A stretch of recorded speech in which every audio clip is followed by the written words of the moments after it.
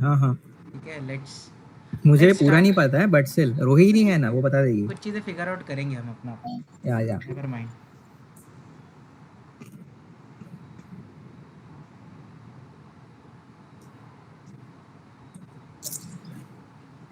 Record नहीं कर रहे टीचर? कर रहे। हम्म।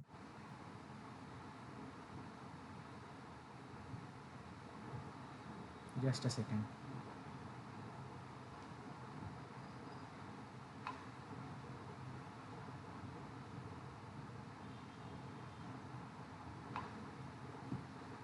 हाँ, okay.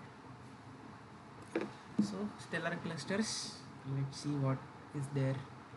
The Milky Way is nothing but, ये इमेज नेरल से लिया है, अरे भाई साहब क्या अ बोल, decade year, a decade ago.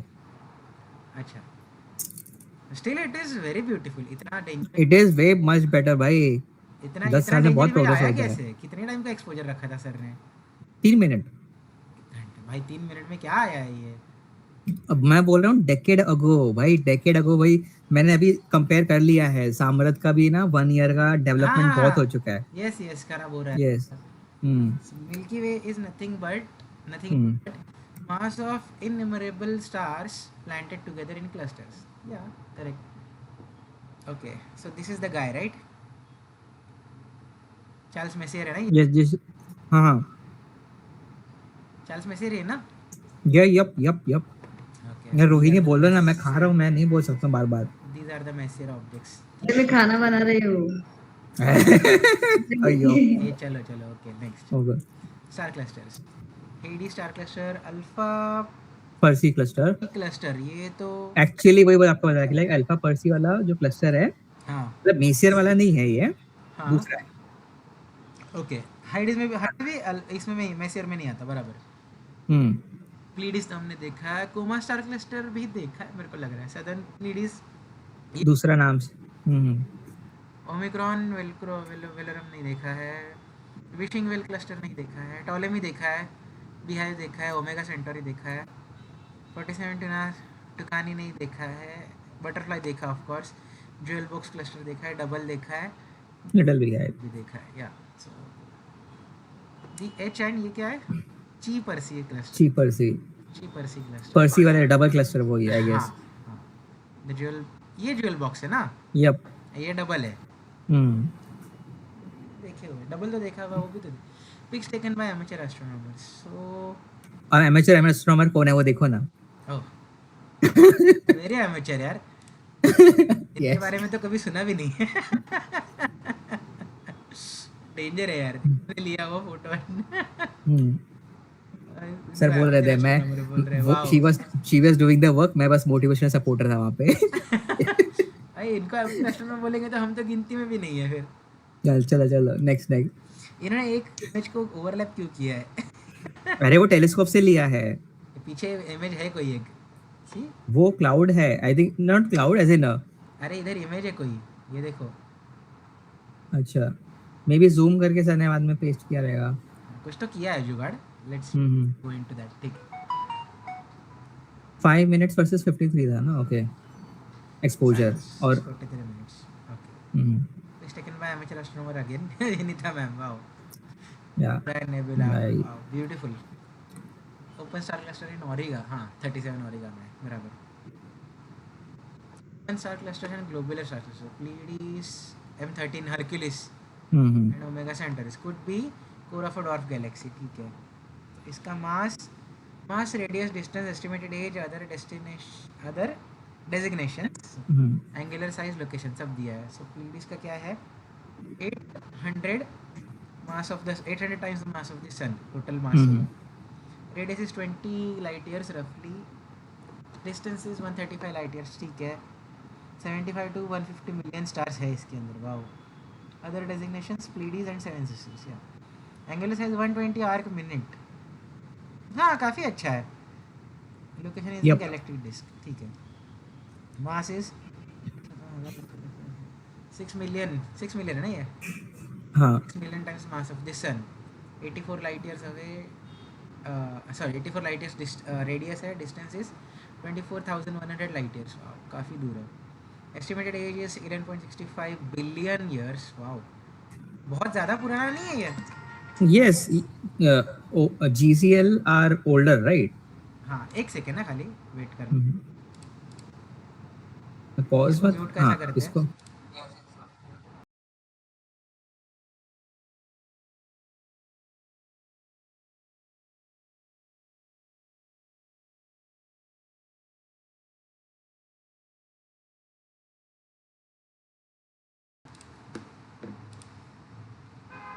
हाँ, सो यहाँ पे काफ़ी पुराना है ना ग्लोबुलर, या globular are older once.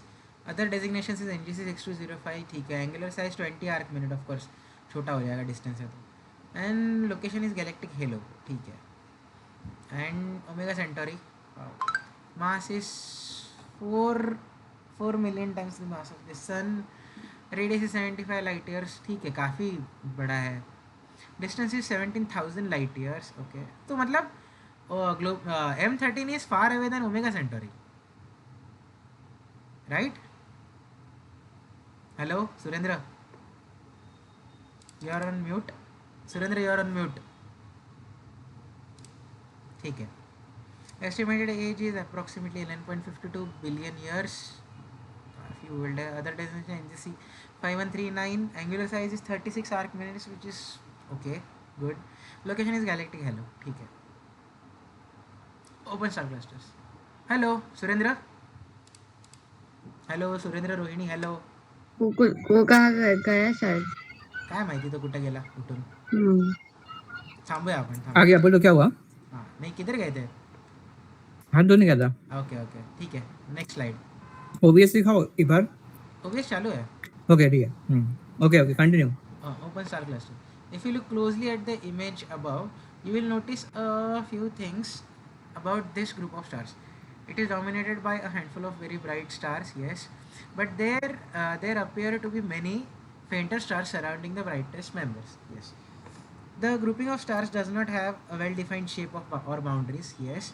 The brightest stars appear to be blue, to be surrounded by blue wispy nebula. The brightest stars appear to be blue and to be surrounded by blue wispy nebula, ठीक है। हाँ basically आपका वो HR diagram में बोलते हैं ना हम लोग हाँ कि हाँ हाँ हाँ, वैसा वाला वो उसमें ब्लू में आ रहा है.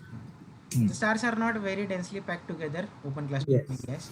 The Pleiades and the other clusters above are example of a class of object that astronomers refer to as open cluster or sometimes galactic clusters, yes. Globular clusters. There is another type of clusters that is not as familiar to most of us. This second type of star cluster is referred to as a globular cluster. These images of globular clusters reveal several strong differences with respect to open clusters. Yes, there appear to be many more stars in a globular cluster than are seen in open cluster like Pleiades. Yes. Although there is a range of brightness among the individual stars, there are not a few क्या लिखा है? There are not a few very bright stars that dominate like a Pleiades. Okay, मतलब normally even out सब even है. Yes. हाँ, the clusters appear to be very circular, and if you consider their 3D structure, they are spherical. Yes, many of the brightest stars appear red. Okay, because old है वो इसके लिए. Yes. दूर है basically, the red shifting is happening may be. ना उससे उतना नहीं होगा. भाई बिलियन ईयर्स दूर है ना ये. बिलियन भी है बट आई डोंट थिंक उससे रेड शिफ्ट ब्लू शिफ्ट का रीजन हो सकता है. ओके, चेक कर लेते पहले अगला वाला करते हैं, then check. The stars are very densely packed together and the density increases towards the centre. Yes, वो तो होगा ही. यहाँ पे देखना है क्या ग्लोबुलर क्लस्टर में रेड क्यों दिखते हैं stars? Why do we see red stars इन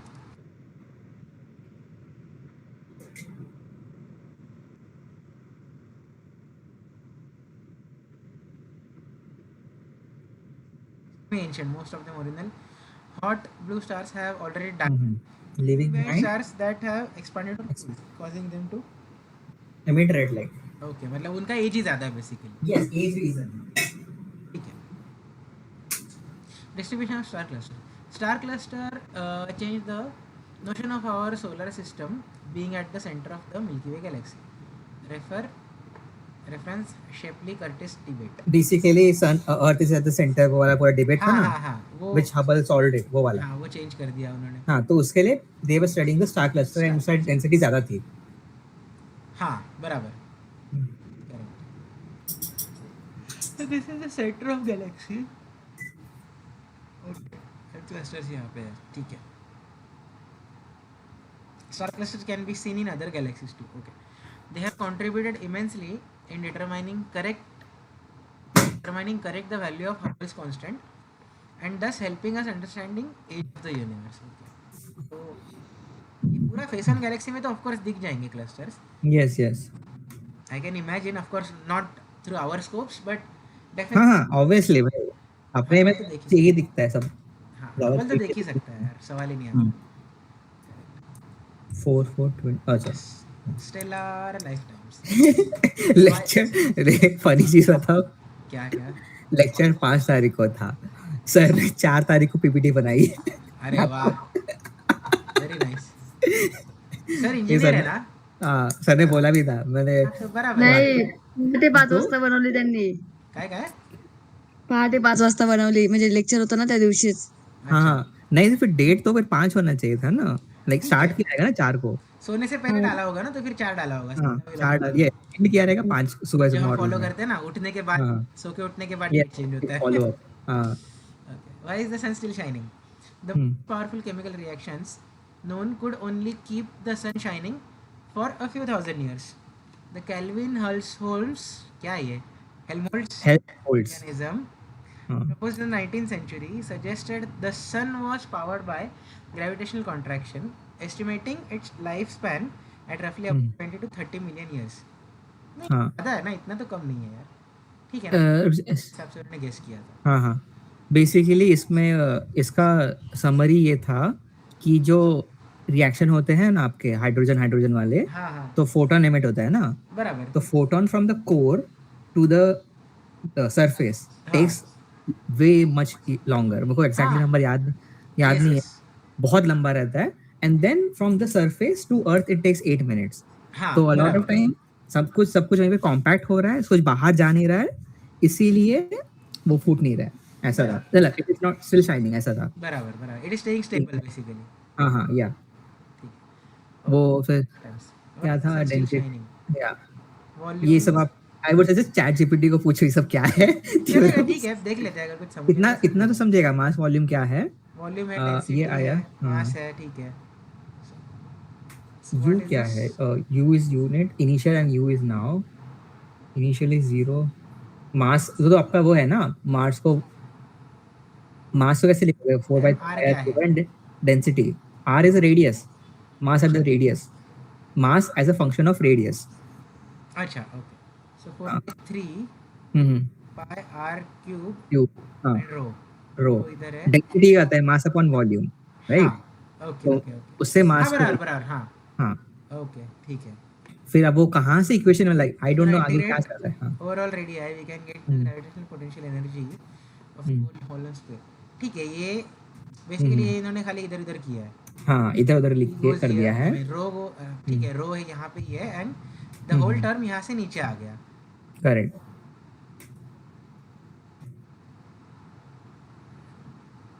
ठीक है। आर क्यूब का कैपिटल आर हो गया, एंड यहाँ का आर कहाँ चला गया? रुक जाओ, ये सिर्फ वो जब बोल रहा है, लिखने का स्टाइल थोड़ा कैजुअल है। मीम आ गया, वो सॉरी। ठीक है, I have to send this to ChatGPT. अभी करो कि बाद में करना है?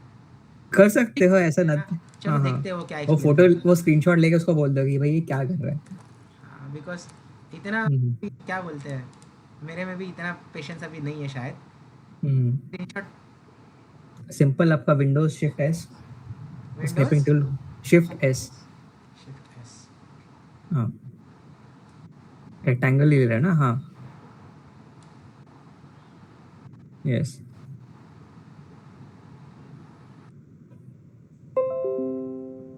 हुआ क्लिक हियर टू मार्कअप और share the image. Okay click करो। हाँ इसको सेव कर दो अभी, वो ऊपर आइकन है ना फ्लॉपी वाला, फ्लॉपी डिस्क। एक्चुअली कंट्रोल ऐसे सिंपल था, सॉरी मेरे को ठीक है, कुछ कंफर्म नहीं था कि वही लेगा कि डेस्कटॉप नहीं। पे डाल देता हूँ फिलहाल।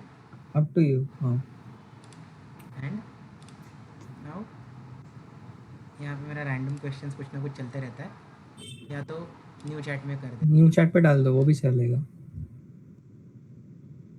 Add photos of desktop, desktop पे नाम क्या डाला था अभी अभी?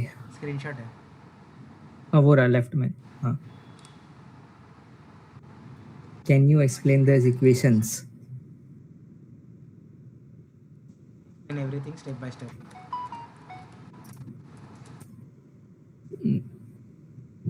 मैं बोल रहा हूँ। हाँ ठीक है, डबल टैग इतना मत करो, टेंशन आ जाएगा उसको। पहले तो मोरल ये देता है, this latitude classical physics creation of why why sun okay. keeps shining using gravity and energy. I'll break down every single line, simple steps. ठीक है, big idea first. Before diving into math, the question why is the sun still shining is asking. What does the sun's energy? Where does the sun's energy come from? ठीक है, this slide shows if the sun only used gravitational energy, it would shine only 8 million years. But we know it has been shining for billions of years. So there must be another energy source, nuclear fusion. ठीक है, part 1, building star shell by shell. Volume of a thin shell, ठीक है, मतलब basically sphere का volume है ना ये। 4 pi r r square है स्क्वायर वॉल्यूम। शेल है शेल आपका 4 at 4 radius pi r r, square. Take the thin हाँ shell of thickness d r. अच्छा, surface area okay. Surface area is 4 pi r square, ठीक है, multiply by thickness that gives the volume. ठीक है, density can vary from radius, though later we assume it's constant. ठीक है, तो density row into R that is radius. ठीक है, mass of thin shell, mass is equal to density into volume. Okay, density into volume. ठीक है, density ये रहा, ये रहा। डेंसिटी नीचे है, डेंसिटी इज रो। हाँ हाँ, और ये वॉल्यूम रहा। ठीक है, दोनों को हाँ मल्टीप्लाई किया, ये दोनों टर्म्स को। ठीक है, part 2, gravitational energy. Small change in gravitational energy, change in क्या है ये, ग्रेविटेशनल एनर्जी। ओके, हाँ चेंज। हाँ, G gravitational constant, mass and small radius. And ये क्या है, डीएम क्या है, अभी देखा था। चेंज इन मास कितना हुआ अच्छा, रहेगा? Change in mass, okay, upon radius. ठीक है, G gravitational constant, M R is mass already inside the radius. ठीक है, डीएम स्मॉल शेल मास। ठीक है, and negative sign, gravity is attractive, attract कर रही। ठीक है, mass inside radius R, mass inside sphere is equal to mr 4/3 upon 4/3 pi r cube and rho, assuming uniform density. Total mass grows with r cube. ठीक है, part 4, substituting everything. Okay. Now here comes the plan. हाँ M of are को रो में कर दिया, DM क्या था वो डाल दिया। Okay, substituting। ठीक है, ये होगा, simplify step by step, cancel 1 r, कहाँ से, अच्छा यहाँ से r निकाल दिया, ये 5 आ रहे तो टोटल 4 आर हो गया। ठीक है, 4 इंटू 4 16, ये हो गया ना, पाई स्क्वायर हो गया, 3 नीचे आ गया। 3 नीचे आ गया। ओके, एंड रो किधर गया, हाँ रो है ना वहीं पे, स्क्वायर हो गया। ठीक है, रो का स्क्वायर हो गया, जी इधर है, आर का 5 के बदले 4 हो गया, एज इन ये आर चला गया एक। ठीक है, एंड डी आर। ठीक है, total gravitational energy integrate over whole star. ठीक है, oh there comes the integration to R, that is radius ना, फाइनल रेडियस, आउटर रेडियस हाँ, टिल द एज। हाँ, हाँ from starting from 0, change in gravity, Yeah. energy, what, so so u is equals to, ये constant है तो सब बाहर निकल हाँ, जाएंगे। इसको यहाँ पे ये कर दिया। हाँ, सारे सारे कांस्टेंट है जो बाहर निकल जाएंगे। Yes r raised to 4 dr। ठीक है, all integrals, r raised to 4 dr, r raised to 5 upon 5। अच्छा, ये इंटीग्रेशन सॉल्व किया। ओके, यस इंटीग्रेशन का है simple. okay, so again taking this term back, and r, the bigger r, as in हाँ हाँ अब आर हो गया ना उसका जो proper outer radius, small R was a variable and the हाँ, वैल्यू मिलेगी उसको आर हाँ, कैपिटल फाइनल वाली। r, final radius. Yes Okay, r raised to 5 upon 5। ठीक है, expressed in terms of total mass. Now rho is equals to m upon 4 by 3 by r cube, ठीक है. Substitute this into energy expression after simplification. इसमें इन्होंने क्या substitute किया है, रो को रो का वैल्यू. ठीक है. सो जी बचेगा आपका m का स्क्वायर था तो आ गया m स्क्वायर, m का स्क्वायर किधर से आया? क्योंकि रो को स्क्वायर मिल रहा था ना. u में देखो, u में रो रो का स्क्वायर है, हाँ सॉरी, रो का स्क्वायर है, बराबर, ठीक है. जी वैसा ही है, m स्क्वायर हो गया, ठीक है. हाँ. 5 और रो है. रो को पास रो को स्क्वायर था ना, और रो में r क्यूब दिया है तो वो r6 हो जाएगा. देखो देखो, रुको रुको, सुनो सुनो. u में r5 है, करेक्ट. u में हाँ, कैपिटल u. r5 है इधर, हाँ. हाँ. अभी रो में देखो क्या है, r3 है. r−3 है, मतलब उसको नीचे लिखा है इसलिए 3 है, but it will be r−3. ठीक है, ऊपर जाएगा तब माइनस हो जाता है. यस. हाँ बराबर इनवर्स हो जाएगा यार. हाँ, तो अभी रो स्क्वायर करोगे तो ये -6 हो जाएगा. हाँ -6 हो जाएगा. यस. हाँ, और सामने +5 बैठा है तो बचेगा -1, -1. इसलिए r नीचे आएगा. Okay okay, okay. ठीक है, ये हो गया. पाई स्क्वायर तो निकल जाएगा. Yes. That is okay. 4 by 3 16 था, वो वही 6, वो भी 4 4 का स्क्वायर हो गया, वो भी 16 यस, निकल गया, ठीक है. कट जाएगा.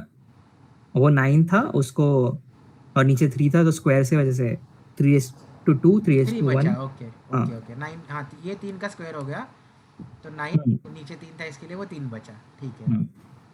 m स्क्वायर बचा है. ओके. जी जी को कुछ हुआ या एंड r वैसा ही है, ठीक है ठीक है. मतलब खाली सब्स्टिट्यूट किया एंड इवन यस. जो भी मतलब जो. हाँ, पार्ट 5. पार्ट 7 ये क्या है, virial theorem. What is this? This is a physics rule. E is equals energy equals to half of gravitational energy. Total energy of a stable gravitational system, half of gravitational energy becomes usable energy. अच्छा, okay, याद रखना चाहिए. ये मैंने भी आज पहली बार देखा है, सुना है. Energy release, change in energy delta U is equals to initial minus now, बराबर. Cloud is spread out, ठीक है. Energy is nearly zero. But initial is 0. हाँ, Initial energy is 0. हाँ, initial energy of course. So change in energy is equals to 0 minus minus वाली है. आया था ना. यस. ओके, सो ये प्लस में आ गया, दैट इज ठीक है. Radiated energy is equals to half change in energy delta U. Yes. So इसका हाफ हो गया. सो हाँ, 3/10 हो गया, करेक्ट. 3/10 एंड सेम बाकी, ठीक है. Only half is radiated, virial theorem, ठीक है. Numerical value they plug in sun's value, ठीक है. E radiation equal to 10 into हाँ, बेसिकली कितना energy we receive per minute per square metre area में, पर एरिया में, that is 10⁻41 joules. 41 joules. Okay. हाँ, तो उससे how long can sun shine? Okay. T temperature है क्या? TKH is equal to energy by radiated luminosity. Upon ये energy luminosity into temperature 4 वो है क्या? नहीं, ल्यूमिनोसिटी ऑफ सन तो यहाँ से दिया, यहाँ दिया है. Okay. Sun's luminosity. Let this TKH what देखना पड़ेगा. उसको बोलो ना, what can you tell what is TKH in part 10? कौन सा TKH है? इन पार्ट 10 चैट जीपीटी को पूछो ना हाँ, वो TKH करते क्या हैं है. ना, पहले आगे का देख लेते हैं, सॉल्व कैसे किया. हाँ. 10⁻41 तो है एंड 10⁻26 है, तो 26 ऊपर जाएगा ना. तो टाइम रहेगा, time is equal to k क्या है. हाँ, वो पूछता हूँ मैं उसको हाँ. पहले, क्या सॉल्व कैसे सॉल्व किया ये देखते हैं. L को सब्स्टिट्यूट कर दिया, और जैसे अपन ने ऊपर निकाला था ना वैल्यू, नहीं, वो वो ठीक है. एनर्जी. ये कैसे आया? अरे 10⁻26 है, वो ठीक है. ऊपर 10⁻41 से माइनस करो ना. 14 बचेगा ना. हाँ, बाद में नीचे 1/4 भी बैठा है ना. हाँ, 15 बचेगा. 1/4 भी बैठा है, तो उसके लिए उसकी पावर थोड़ी इसमें जाएगी ना, अच्छा, 1/4. ओके, तो 2.5 हो रहा है ना. भाई डेंजर इसलिए लिखते हैं ये लोग भी. Aniket, this is basic mathematics. नहीं, मेरा बहुत रस्ट हो गया है शायद. नो, इट्स मोर लाइक आपको साइंटिफिक वाला मैथ्स पसंद नहीं था, आपको एप्लीकेशन वाला मैथ्स पसंद था. हाँ. लाइक काउंट करते ना, तो आपको पता है 1000 के बाद क्या आना चाहिए, 10,000 फिर करोड़, वो सब वो मेरे को नहीं आता था, पता है, मेरे को अभी भी नहीं आता है. आई स्टिल प्रेफर कि लाइक मेरी सैलरी मुझे कोई लिख के बताए x नंबर इनटू 10⁻4 या 5 है क्या वो ऐसा बताए तो चलेगा, और वर्ड्स में बोले तो नहीं समझता है मेरे को. ये या ये क्या किया 8 into 10 हाँ सेकेंड्स टू ईयर्स कर दिया अब। अच्छा हाँ ईयर्स कर दिया ठीक है hmm, final conclusion if the sun used only gravitational energy it would shine for hmm, 8 million years but earth is 4.5 billion year old so this cannot be the real energy source therefore sun must use nuclear fusion simple analogy think of this like gravity is easy। squeezing the sun and releasing but the energy is limited fusion like the nuclear battery long lasting ठीक है so इसमें खाली ये पूछना है उसको so what is this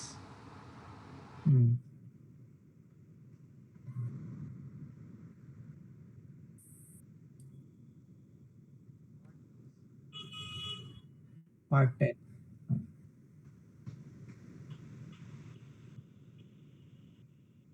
kelvin, अच्छा ये time scale, Kelvin okay. Helmholtz time scale okay Lord kelvin. Lord Kelvin अच्छा ओके। and Hermann von ये Hertzsprung ठीक है बट इफ यू नोटिस ये हम लोग ने ना स्टेलर रेवोल्यूशन पढ़ा था कि like star starts to shine before the fusion has happened. हाँ ये वहां पे आ प्रोटोस्टार में ये, होता है हाँ हाँ प्रोटोस्टार में शाइन होने लगते हैं ना वो yes yes before the first nuclear fusion happens, तो ये वहां पे था। आई थिंक मेरे हिसाब से वो उसको भी लिंक कर रहा है। Kelvin Helmholtz times hmm, okay. How long sun can shine using हाँ हाँ, only gravitational energy okay if the sun had no nuclear fusion how long how long, would या it वही be है, glowing वही part just है, by yes shrinking yes. under gravity okay formula is वो तो अभी देख लिया ठीक है अच्छा अच्छा ठीक है। okay think of it ये like this if you have a हाँ, battery energy irradiated ठीक है you are spending energy per second okay hmm, time is equal to energy divided by rate of use बराबर वो तो ठीक है in your slide only 8 million years why this is मेरे को ये वाला भेजना मेरे कि क्या कर रहे थे वो लोग। हाँ हाँ because physics and I thought don't think मैं gravity पीडीएफ से equals समझ पाऊंगा कि क्या हुआ था वहां पे, बाउंसर जा रहा था। ठीक है actual sun age hmm, doesn't match some hmm, powering the sun one line summary lifetime of a star is powered only by gravitational correction gravitational contract contraction, हाँ ठीक है आगे जाते हैं so this is simpler ये हो गया। chat gpt हाँ हाँ, stellar lifetime why the sun is still shining we can calculate the mass of the star in the binary system yes because of the wobble hmm, if you know the distance and the apparent brightness of a star you can also calculate its luminosity simply using observational data astronomers know that star along the main sequence are a sequence in mass okay O stars are the most massive then B star then A F G K and M stars are the least massive ठीक है since the main sequence is also a sequence in luminosity that is O star are the most luminous then B then A F G K and M stars are the least luminous there must be a relationship between mass and luminosity the relationship between these two hmm, quantities is L luminosity is nearly equal to M ratio 3.5 3.5। times हाँ 3 times and 5 times mass of the sun ना सन नहीं, मास of the वो अच्छा star. Mass okay mass of the star but इसका ये भी है कि ना जहाँ तक मुझे याद है, डिपेंडिंग ऑफ आप ओ वाले का बोल रहे तो फॉर्मूला चेंज होता है, नॉर्मल वाले हाँ बाकी जो वैल्यू है चेंज ना। होता है यहाँ का यस, 3.5 वाला वैल्यू हाँ, चेंज होता है यस यस। वो देखा था हमने किसी स्लाइड में मेरे को भी याद, आई याद थिंक नहीं है स्टेलर मुझे रेवोल्यूशन लेकिन में किसी पढ़ा में तो रहेगा। हुआ है यस स्टेलर रेवोल्यूशन में ही रहा होगा। stars in the main sequence generate the energy via nuclear fusion in their course to create hydrostatic equilibrium where the pressure is balancing gravity. Since hmm, higher mass means larger gravitational force, higher mass must also mean that higher pressure is required to maintain equilibrium. If you increase the pressure inside a star, the temperature will also increase. So the core of massive star have significantly higher temperatures than the core of sun-like stars.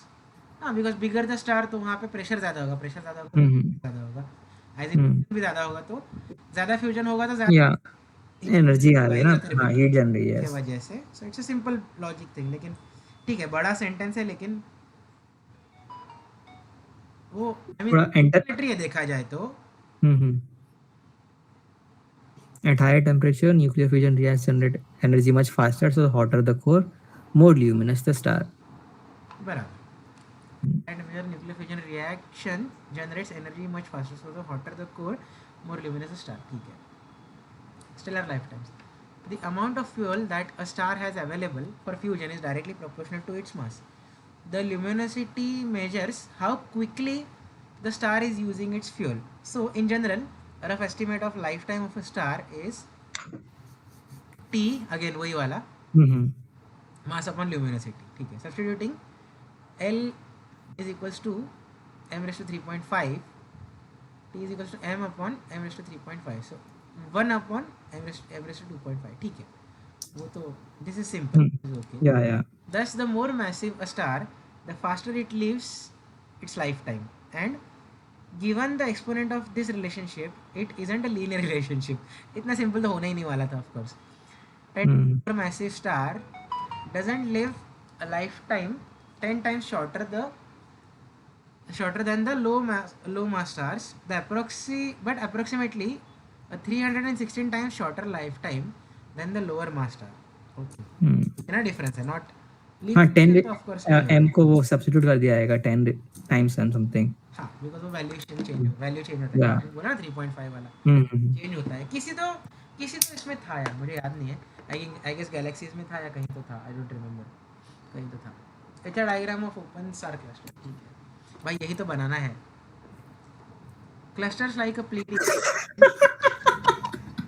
क्या हुआ? Literally अगर आप HR diagram देखो बनाना ही लग रहा है. अरे भाई क्या बोलूं मैं. विनीता मैम के पीछे पढ़ के टाइम मतलब कितना ही होगा, बट अज्यूम कि वो शायद लिंक ही रिमूव हो गया, तो will find something later on. ये एग्जाम होने के बाद ना, फाइनल वाला, उसके बाद बैठेंगे ये करने के लिए. विनीता मैडम नहीं जिससे आपको मिलने वाली है. नहीं नहीं, अपन खुद करेंगे. अच्छा, चैट जीपीटी है ना अपने पास. Content on the still I will prefer Vinita madam over ChatGPT. नहीं नहीं, शी वुड रिप्लाई. अवेलेबिलिटी को छोड़ के, अवेलेबिलिटी के फैक्टर शी को वुड छोड़ के. रिप्लाई. हाँ. Okay, let's continue. So like Pleiades contain on the order of 1,000 stars. The brightest stars in the Pleiades are B and A main sequence stars. ठीक है. B type stars and A type के main sequence stars. ठीक है. We see that in this cluster, the main sequence includes stars of almost every spectral type, and that only a few stars appear to be evolving or have evolved into red giant stars. Red giant sequence तो यहाँ पे होता है. So red gents top right में होता है, top right side में होता है ना. उधर हाँ, हाइपर यहाँ जेंट्स पे लगते होता हैं है ना. बट.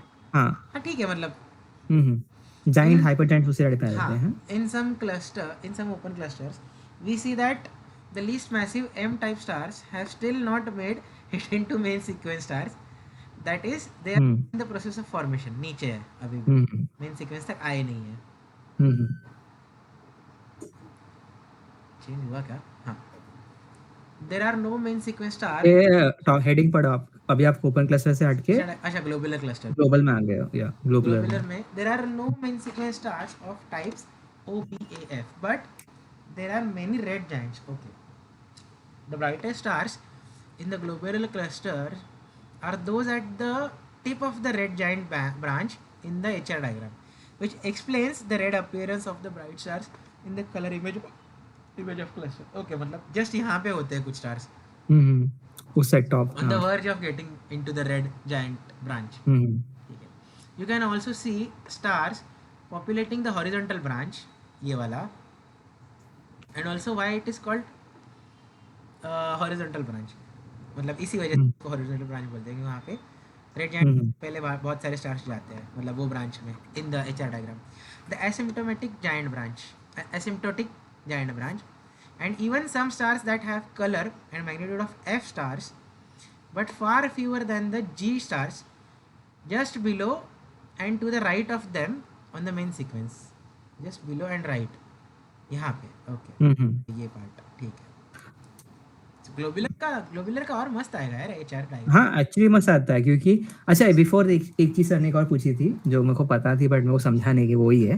क्या? मतलब HR diagram is a 2D diagram और 3D diagram. 2D diagram. It is 3D. The reason is आप अभी ग्राफ अगर आप देखोगे ना, लेट से आपने ल्यूमिनोसिटी कांस्टेंट रखा है, ठीक है. लेट से आपने एक लाइन बनाई, हॉरिजॉन्टल लाइन जो 1 ल्यूमिनोसिटी से जा रही है. हाँ. तो आपको दिखेगा सरफेस टेम्परेचर चेंज हो रहा है. अरे यार क्या है यार, एक तो उधर या तो फोन आता है या तो इधर तो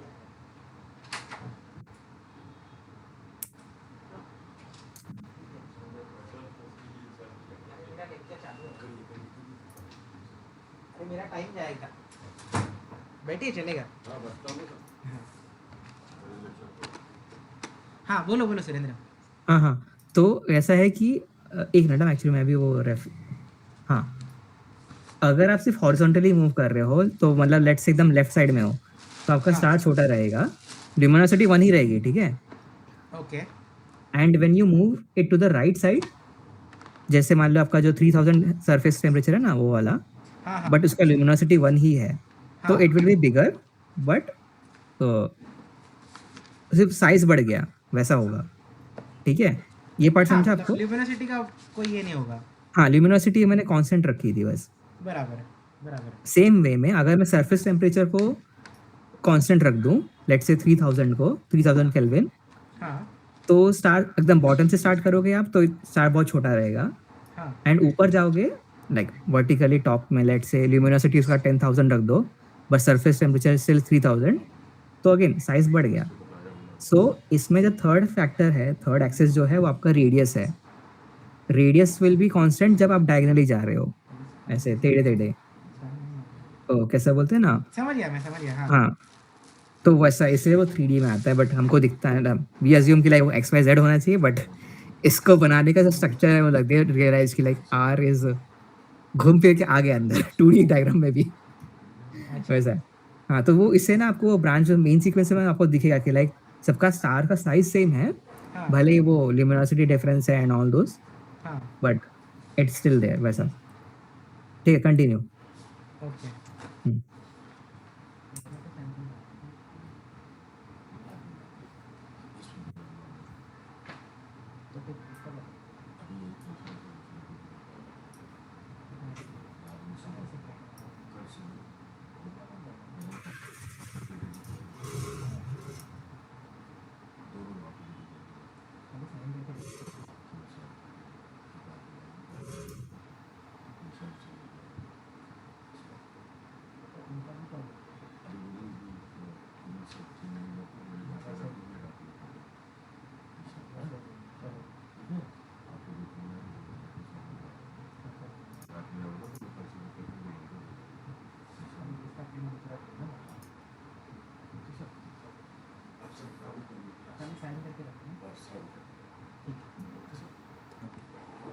हाँ चलो let's continue. HR diagram of globular clusters ये हो गया ना. या open star clusters and nebulosity in the image. एक मिनट थोड़ा पीछे जाओ ना वापस, सॉरी सॉरी, पीछे जाओ ना. हाँ, तो इसमें ये भी था कि ना जो आपके स्टार्स रहते हैं ना जो टॉप के एज वाले, हाँ वो आई थिंक डायग्राम में आपको बाजू में जो मैसेज सर ने लिखा है यहाँ पे. वो वही है कि लाइक आई थिंक वो किस में था, मेरे को याद नहीं आ रहा है, रोहिणी में भी बता सकती है कि कुछ स्टार इवॉल्व कर जाते हैं आई थिंक, एंड द हाँ आई थिंक GCL का ही है ना, कि स्टार्स जो टॉप पे थे ना, यहाँ पे नहीं नहीं लेफ्ट साइड में एक्चुअली अपना जीरो मेन सीक्वेंस में से वो जो ऐसे रहता है. टॉप के हैं, हाँ, वो इवॉल्व करके उस रेड फेज में चले भी गए, रेड हाँ. जाइंट फेज में, while the bottom ones are still there and हाँ वहाँ वो पे मेन सीक्वेंस में भी नहीं आए. हाँ आने शुरू हो रहे हैं एंड हाँ. वैसा होता था. तो ये मेरे को एक्चुअली याद नहीं है किसमें था, ओपन इसमें था कि इसी में है. इधर ही लिखा है ना. अच्छा यही था क्या, बट फार ओके ओके ठीक है, just below at but the far them. हाँ ओके ओके. अलग ठीक है. डायग्राम था, क्या क्या उसका डायग्राम अलग था ना वो तो. डायग्राम अलग था, तो वही मैं पूछ रहा था लाइक यही था कि नहीं, मतलब मैं भी पढ़ा नहीं हूँ, मैं एक्चुअली वो कर रहा था, स्पेस प्रो पढ़ रहा था, तो ओपन क्लस्टर था शायद. वो ओपन क्लस्टर है, वो आगे आएगा, आगे है. चलो आगे करते हैं. Yes. Open star clusters and nebulosity. Hmm Image of the Pleiades, the nebulosity that surrounds the bright stars is very prominent. Yes, ये बात. हम्म These blue regions are called reflection nebulae, and they are created by the light from the stars scattering off the dust grain in front of the star cluster. Yes, this dust is probably the remnant of the molecular cloud that formed the Pleiades. Okay, basically जो protostar उसके around सारा जो मास जो gather हुआ था वो वाला. हाँ हाँ In यस open यस वही है. clusters, the stars in the clusters are surrounded by emission nebulae. Astronomers have found that open clusters do not contain their own gas, but they are often found in the vicinity of gaseous nebulae. Okay. Location of open cluster is often aligned closely with the Milky Way. ठीक है, ये तो है ना, ये है ना, school, rosette and वही है स्कल, या रोसेट। मेरे को सिर्फ स्कल ही दिखता है, वो रोसेट अब लगता हाँ भी वही नहीं है। दिखता है। There is huge amount of gas in the Milky Way, yes, hmm, photo में भी तो आता है अच्छे से। या star clusters are born out of giant molecular clouds, LMC SMC ना। नहीं नहीं, एलएफसी इसमें ऐसे नहीं है, ये सिर्फ कौन सा नहीं लिखा गैलेक्सी। है, नहीं आना तो चाहिए ना उसमें, उसमें क्या है, 8 किलो पास्कल का डिस्टेंस है सन का सेंटर से, हाँ, ठीक है। गैलेक्टिक सेंटर गैलेक्टिक बल्ज होता है ये। Hmm O and B type of stars है। So globular clusters are, top पे बटे, हाँ, हाँ हेलो में है, यस। गैलेक्टिक डिस्क में नहीं है, हम्म, गैलेक्टिक डिस्क में ओपन क्लस्टर्स होते हैं। Okay, yes. हम्म, इसलिए ग्लोबुलर है तो वो जो ओल्ड स्टार्स ओल्ड क्लस्टर्स है वो तो फिर दूर ही रहेंगे, बाहर ही रहेंगे, करेक्ट, हम्म, मेक सेंस। एमिशन नेबुला, ठीक है। Hierarchical structure collapse. The hierarchical structure of interstellar gas cloud is approximately self similar for a wide range of scales. The largest clouds are divided into smaller clumps in the same way as the smaller clumps are divided into even into smaller terms, यानी division होते जाता है छोटा छोटा छोटा। yes, yes. In this respect, interstellar gas clouds are fractal with well-defined fractal dimensions. The fractal dimensions of a hierarchical structure is equal to the logarithm of the average number of subclumps inside each clump, yes, divided by the algorithm of the size ratio. Algorithm and logarithm. अच्छा sorry, भाई change ही कर दिया आपने, हाँ। the logarithm of the size ratio of the large clump to the average small clump. Okay. वो जान के कुछ मतलब नहीं कितना बड़ा होने वाला है। मॉलिक्यूलर क्लाउड, ये छोटे छोटे में, होते and then we get the इसका रेशियो स्टार्स। निकाला है। हाँ, कि लाइक कितने सब सब वाले में है, सब वाले हाँ, में है, एंड देन वैसा। ठीक है। हम्म, ओरायन मॉलिक्यूलर क्लाउड, भाई ये एक्चुअली पता है, सचित ने निकाली है फोटो हाँ उसके मोबाइल से। वो डेंजर है। हाँ, The Orion complex is one of the most active region of nearby stellar formation visible in the night sky and is home to both protoplanetary disks and very young stars. Okay, much of it is bright in infrared wavelengths due to the heat intensive processes involved in stellar formation. Though the complex contains dark nebulae, emission nebulae, reflection nebulae, and H2, hydrogen 2 emission regions. Okay, it is about 440 parsecs, okay, 1400 light years away. It is thought to have originated in a supernova explosion about 2 million years ago. So ये supernova से बना हुआ है शायद, ये supernova का वो है, रेमनेंट रेमिनेंट है है। सॉर्ट।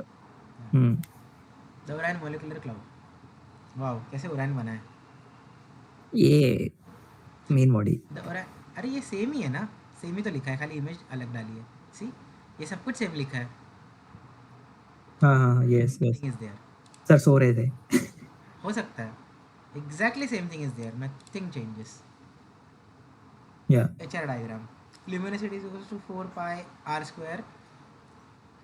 ये क्या है, ये रो है ना, सिग्मा टी, सिग्मा सॉरी ये सिग्मा है, रो पी पी अरे इक्वेशन है ना ल्यूमिनोसिटी वाला, हाँ हाँ हाँ, इसमें पहले वाले लेक्चर्स में वो एंड है। लॉग लिया तो लॉग L, राइट, दोनों साइड लॉग मारा। 4 log 4 log t 4 log T, okay, first 4 log, है ना, not plus not base 10 not है। base 4, more like हाँ logarithm के ओके ओके, गॉट इट, हाँ फॉर्मूला मारा लॉग, है। हाँ लॉग का formula, yes, See, log of abc is log of a plus log of b plus B, log of c। हाँ फिर बाद में उसको इंडिविजुअली सॉल्व किया है, यस, तो log of a raised to b is equal to b log a, मतलब हाँ पावर बराबर, को बाजू में लगा दिया यस एंड बस। यस यस, बराबर बी लॉग है, यस, हम्म, प्लस लॉग फिर हाँ, रो है, ठीक है, या एंड 2 लॉग आर, बराबर, हाँ, आर स्क्वायर को भी वैसा हाँ कर दिया हाँ and that is correct constant, ऐसा करके। Correct, y is equal to mx plus b, ये तो इक्वेशन ऑफ लाइन है। हाँ हाँ करेक्ट, हाँ, ये देखो, ये जो अभी लेफ्ट डायग्राम में देखो, आर दिख रहा है, कांस्टेंट आ रहा है। ये बोल रहा था कि लाइक यहाँ पे आर ऐसे सेम दिखता है, as in actually there is a very good link, मैं आपको भेजता हूँ। हम आपको याद है बीच में ना सर शेट्टी सर ने कुछ बोला था कि क्या बोलते हैं, लेक्चर्स बीच में थे ना कोई तो टॉपिक्स पे कि अटेंड करो, ऑनलाइन ही है। हाँ हाँ तो उसमें से ना एक बंदे ने ये बताया था। सो एक लिंक भेजा आपको, देखो एक बार। इसमें भेजा है इधर ही भेजा है, टीम्स वही टीम्स में। ग्रुप मतलब ये चैट में ही। टीम्स में, हाँ। सो इसमें जो है ना कि द साइज, इसमें HR diagram is interactive HR diagram है। It will take time to load थोड़ा सा, बट इसमें ना वो दिखता है कि लाइक आप कर्सर जहाँ पे सिलेक्ट करके करोगे ना कहाँ पे जाना, तो साथ एक बाजू में कंपैरिजन सन के लिए रखा है, you can change it all. हाँ, एंड हाँ अभी वो जो डॉट दिख रहा है ना राइट साइड में, ये हाँ ना इसको क्लिक करके hold hold it and move it. हाँ, तो रेडियस उसका बढ़ते जा रहा है and colour also changes. Okay हाँ, तो ये एक्सप्लेन करने के लिए बहुत अच्छा है दिस इज ऐसे। Very nice. अरे बहुत मस्त है। और if you don't want it, right left side में वो कर्सर का देखो, टेम्परेचर हाँ विल यस बता। Yes yes. अरे बहुत तो मस्त किया यार जिसने भी किया है। बहुत है, ये बहुत अच्छा है। I am gonna save this. अरे मेरे पास पूरा मैं आपको ना बुकमार्क का पूरा लिंक फोल्डर भेजता हूँ, जिसमें मैंने एस्ट्रोनॉमी का क्लिक करके रखा है। भेजो भेजो भाई कंटिन्यू करते हैं हाँ, अदरवाइज खत्म नहीं होगा। या हाँ हाँ, हायाशी कर्व्स, वो जो राइट में डायग्राम दिखा है ना। ये वाला हाँ, तो स्टार्टिंग में कोलैप्स हुआ, मतलब आपका क्लाउड से वो बन रहा है। ये ना ये हाँ। जो हाँ, ये दो हैं वो सर ने थोड़ा बताए थे, मेरे को भी एक्चुअली याद नहीं है, but it is before the zero main A sequence, जहाँ से आपका इग्निशन हो जाता है आई गेस। हाँ, वैसा ये भी है। एक्सप्लेन करना है क्या? एक्सप्लेन तो रुक जाए, को देखने दो। कोलैप्स हुआ हायाशी, करवाना है क्या चैट जीपीटी? ये देख लेना। हाँ, चैट जीपीटी से पूछो हायाशी एंड हेनीस क्या है, ये क्या है, रुक जाओ। ये एक्सप्लेन कर लेते हैं नहीं नहीं, वो ये छोटू डायग्राम उतना है, पूरा इक्वेशन मत, पूरा डायग्राम मत लो, देखो राइट साइड पे चाहिए अपने को। क्या देख चलो हो गया। अरे भाई वो सब चैट जीपीटी का। ओके दिस इज दिस, हाँ यहाँ से कर लो, बेटर है। क्रॉप कर लो, क्रॉप करो, उधर ही है क्रॉप। लेफ्ट में और लेफ्ट, हाँ बस। अरे वैसे इमेज मूव किया, हाँ ना एरो एरो नीचे नीचे डॉट्स है ना वो, भाई। एज पे, एजेस पे जो, हाँ यस। भाई साइड पकड़ के भी तो होना चाहिए ना। माइक्रोसॉफ्ट है, वो लोग बेवकूफ हो गए हैं। हाँ ना क्या डेंजर लोग हैं ये। भाई ये इतना अपलोड करके उसको कॉन्टेक्स्ट से समझेगा क्या? हाँ समझेगा, उसको बताओ this is HR diagram and explain it to me, what are Henyeys, SGB क्या है, मेरे को भी याद नहीं है यार, मैंने लेक्चर रिवाइज नहीं किया अभी भी। आपने वो किया है क्या वैसे, स्पेस प्रोब्स? नहीं भाई मेरे को वो सुनना है, सुनीता मैडम का भी लेक्चर अभी तो। HR diagram, each term, each term. In term in this please भी लिखना रहता है, प्लीज एंड थैंक यू। अरे the most important tool in astrophysics ठीक है। What is HR diagram? हाँ चल मालूम है चल। इसीलिए बता, हेनीज से पूछो, लेबल्ड हेनीज एज एंड लॉक ठीक है। Log axes living scale temperature increases to left ठीक है। This is unusual of course. Left side hot and blue stars, right side cold stars, cold star red. Y axis luminosity compared to sun ठीक है। Up very bright down very dim ठीक है। Main sequence पे है वो बराबर है। M S turn off point ये mark as M S turn off point किधर है? टर्न ऑफ पॉइंट कहाँ हाँ था? ये है। हाँ हाँ, रुको मेन सीक्वेंस टर्न ये ऑफ। कहाँ से शुरू किया उसने? हाँ हम्म main sequence your diagram shows turn off. This refers to the main sequence where most hmm live. Okay, what is main sequence? Stars burning hydrogen to helium ठीक है, including the star like sun. ms turn off point marked as ms turn off meaning the point where stars hmm main sequence happens when hydrogen in the core is exhausted. Okay, correct. important used to determine age of the star cluster. Okay, older clusters turn off moves down and right. Okay, turn off moves down and right. Down and right, Down and right. Okay. Hayashi track labeled as Hayashi. This is a vertical path on the right scale, meaning path right के लिए right side right side, हाँ, हाँ path followed by young stars, protostars, या while contracting. Temperature stays almost constant, luminosity decreases. तो मतलब यहाँ पे अभी इमिशन येट स्टार्ट नहीं हुआ है हयाशी। यस कॉन्ट्रैक्ट हो रहा है छोटा छोटा star is cool but large, contracts become smaller, ठीक है। Pro main sequence implicit here, Hayashi track pre part of Aniket क्या पढ़ रहा pre main sequence pre main pro sequence ही नहीं पढ़ा, और क्या पढ़ा? प्रो बोला प्रो मेन नहीं सीक्वेंस नहीं प्री मेन सीक्वेंस ही पढ़ा। ओके ओके ठीक है मैंने गलत सुना फिर हाँ, द ठीक है Hayashi sorry track is part of this phase before the star starts fusion. Okay, it moves along Hayashi track, then joins the main sequence. Hayashi track किधर है ये? अच्छा, हाँ कोलैप्स से बाद यस हायाशी यहाँ वैसे से, अच्छा, हम्म यहाँ से मतलब यहाँ पे वो बन रहा था, हाँ हाँ पे वो कॉन्ट्रैक्ट हो रहा है, कॉन्ट्रैक्ट हो रहा है, कॉन्ट्रैक्ट हो रहा है, तब पे है। Yes okay, what is diagram? What the diagram is showing overall? From your sketch, start right side, cool and large protostars move down along Hayashi track, ठीक है, reaches main sequence, starts hydrogen fusion, stays stable for long time, ms turn off, runs out of hydrogen, leaves the main sequence, ठीक है। Simple analogy, think like a star, baby star Hayashi track, adult star main sequence, aging star turn off point। भाई बात क्या खा गया ये सब चीज़ें? इंडियन नहीं थिंक बताया, आपको तो पता है ना वो यहाँ से बाद में ठीक है, वैसे तो पता है, हाँ हाँ ठीक है। Later on I will try to ask it no issue every single term, ठीक है। Evolution of stellar clusters, all stars in the cluster formed हाँ हाँ almost यही यहाँ पे simultaneously, मैं बोल रहा था पहले अच्छा, this is almost simultaneously from the same cloud of interstellar gas.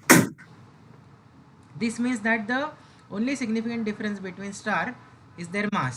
All other properties of stars, age, distance, composition, etc. will be similar because the same. ये सब जगह पे एक ही मटेरियल है हाँ, height when stars form out of molecular cloud, very high mass stars, this 100 times mass of sun, all the way down to low mass, brown dwarf, brown dwarf of 0.08 0.08. उतना ही रहता है ना लिमिट उसका Yes, बहुत छोटे हैं। Observations show that very few high mass stars form while many low mass stars form. This is true universally. Okay, regardless of the size of the star forming region, the environment, and how long ago the stars formed. यानी हर जगह पे basically यही rule follow हो रहा है कि high मास stars जो है वो कम फॉर्म हो रहा है और लो मास स्टार्स जो है वो ज़्यादा फॉर्म हो रहा है। Yes At an early time in the star clusters formation, the most of the high mass stars have reached the main sequence, while some of the lower mass stars are still in the T-Tauri phase. Okay, वो variable star वाला ना, या T-Tauri, ठीक है। Evolution of बराबर हाँ, evolution of stellar clusters. 10 million years later, the highest mass O stars have used up all their hydrogen and begin to evolve off the main sequence. Okay, hydrogen and बाकी हाँ बाकी के जबकि आ नहीं पा रहे हाँ, आ नहीं पाए अभी तक मेन ये सीक्वेंस आगे भी चले गए। Yes Evolution of stellar clusters. After 100 million years, 10 raised to 8 years, all of the O stars have gone supernova. Okay, the B stars begin to evolve off of the main sequence. फिर आते हैं B stars. Okay, बाद B वो पहले आके 10 million years में हो जाएंगे, देन B होंगे 100 मिलियन ईयर्स में। Okay, after 1 billion years 10 raised to 9, all of the B stars that are massive enough have supernova and the rest have evolved into red giants.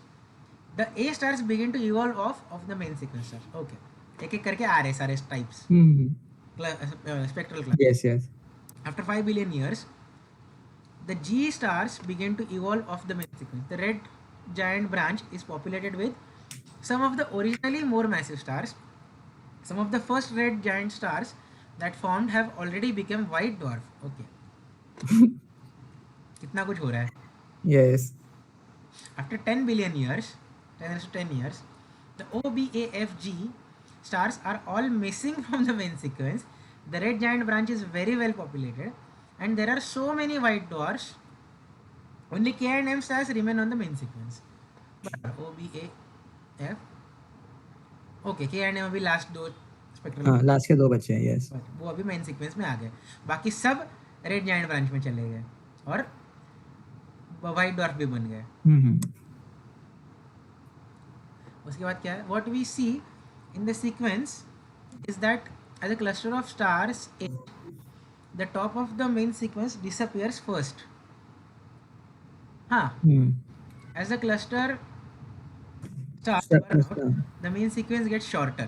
Therefore, if you can identify exactly what type of stars is just now undergoing the transition from main sequence to red giant, called as the main sequence turn off, and if you know how long theoretically it takes to use all of their hydrogen, you can estimate the age of the star. बराबर. पहले तो spectral class के हिसाब से you know कि जितना बड़ा star है, जितना बड़ा स्टार है वो उतना जल्दी हाइड्रोजन खत्म करेगा. एंड देन अगर मेन सीक्वेंस में अगर कौन से टाइप के स्टार्स आ रहे हैं तो उसके हिसाब से वी कैन आइडेंटिफाई कि हाँ वो स्टार क्लस्टर का एज कितना हो सकता है, एक रफली आइडिया आ सकती है. Correct. This is the right method. Astronomers frequently use this technique to main sequence turn off fitting to estimate the age of the star cluster. Main sequence में कौन से स्टार है उसके ऊपर से आइडिया लगा सकते हैं. हाँ, और इसमें राइट डायग्राम में आपका मल्टीपल क्लस्टर्स है, ओपन क्लस्टर्स का कैसे जा रहा है. हाँ, M41 M11 इस सबसे पहले उसका NGC 2362. जैसे हाँ डिफरेंट क्लस्टर्स का दिया हुआ है उन्होंने. या HR डायग्राम कैसे जा रहा है. ठीक है, ये करेंगे यार, एग्जाम के बाद करेंगे, थोड़ा फ्री टाइम होगा तब. Evolution of stellar clusters. If you compare the HR diagram for stages 1 to 3, क्या है 1 to 3?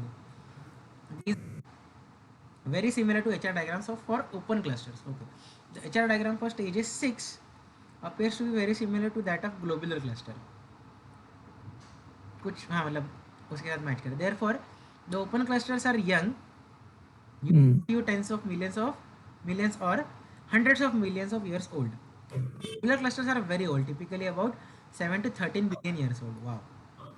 We can conclude that NGC 2362 is the youngest, then H and she Perseus. And M61 is the oldest of the cluster. M61 cancer वाला ना. M67 sorry 67 cancer वाला 44 है. हाँ, cancer के right में जो है ना, नॉट द अश्लेषा, जो दूसरा वाला एक मिनट लेग पे आता है 67 वही है क्या. चेक इट, मुझे अच्छे से याद है. हाँ, कैंसर में यही है. यस वही है. वही वाला ना. Since open clusters are young, they have not had a chance to move very far from the location where they were born. Thus, likely to be leftover material from a molecular clouds in which they formed nearby, which creates a reflection nebula seen in the Pleiades. ठीक है, बचा हुआ जो gas है उसको reflect कर रहा है सारा लाइट और नेबुलसिटी मिल रहा है उसको. Radiation from the bright O and B stars in the open clusters can ionize okay yes gas, creating emission nebula nearby as well. Okay, the light from an open cluster is dominated by the brightest stars in the cluster, which are O and B main sequence stars. Since no red giants have formed yet, thus open clusters are quite blue. हाँ, इसके लिए वो blue ही दिख रहा है और red का हो गया एग्जैक्टली, मतलब ग्लोबुलर का एज हो गया, इसके लिए वो रेड दिख रहा है वहाँ पे stars. Comparison of HR diagram of clusters. Gaia has provided distances and high accuracy photometric data for a sample of 46 young open star clusters and 75 old globular star clusters. Okay, the first image left shows the combined HRD for combined 32 open clusters का ये combined where the effect of cluster age can clearly be distinguished. Blue is younger, red is older. यहाँ पे एक open cluster है. हाँ, and दूसरा आपका globular. Yes. Evolution of stellar clusters. Since globular clusters are very old, they are found near the regions in which they formed. अच्छा, are very old. They are not found. Yes, मैं बोल रहा, मैंने कुछ गलत पढ़ा. Not found near the regions in which they formed. There is no gas in their vicinity. Even if there was, the stars in globular clusters do not emit much ultraviolet light capable of creating emission nebulae. Thus, we never find emission nebulae surrounding globular clusters. there are no blue main sequence stars left, so the light from the globular cluster should be dominated by the brightest red giants, leading to their very red appearances. Okay, ये तो हम I mean we cannot expect from normal telescopes. हम्म इसके लिए तो वो at least we need Hubble या जो मतलब out of the हबल भी नहीं, we just need observatory size telescopes proper, हाँ मे बी उससे इसमें हो दिखता है। जाएगा. Lastly, we can also explain the difference in chemical composition between open star clusters and globular star clusters. हाँ obviously अगर एज हो गया है तो chemical composition तो change होगा ही. Originally, all of the gas in the universe contained few elements heavier than helium. Since globular clusters are 9 to 12 billion years old, the atmospheres reflect the makeup of the primordial gas from which they formed.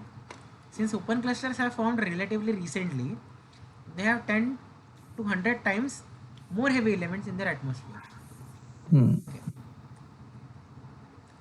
हाँ मतलब इसके atmosphere में already heavier elements है, but यहाँ पे globular में नहीं है बिकॉज वहाँ के स्टार्स ने वो यूज कर लिया है इसके लिए वहाँ नहीं, इट्स नॉट यूज कर लिया है, मे इट्स बिकॉज कि जहाँ से वो लोग क्लस्टर बना था ना, हाँ इट मूव्ड है, it might have moved away from that thing. हाँ वो ओके, भी है या वन थिंग वो, एंड सेकंड थिंग इज कि वो उनके पास इतनी एनर्जी अब बची नहीं है कि लाइक वो आसपास के क्लाउड्स को एनर्जाइज कर सके, बेसिकली वो हाँ है.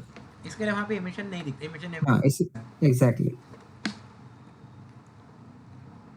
One question that we have not answered is why the sun is so apparently isolated.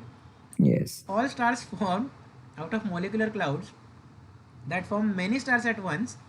Why are there not several hundred stars nearby? Correct. The reason has something to do with the density differences between star clusters. Okay.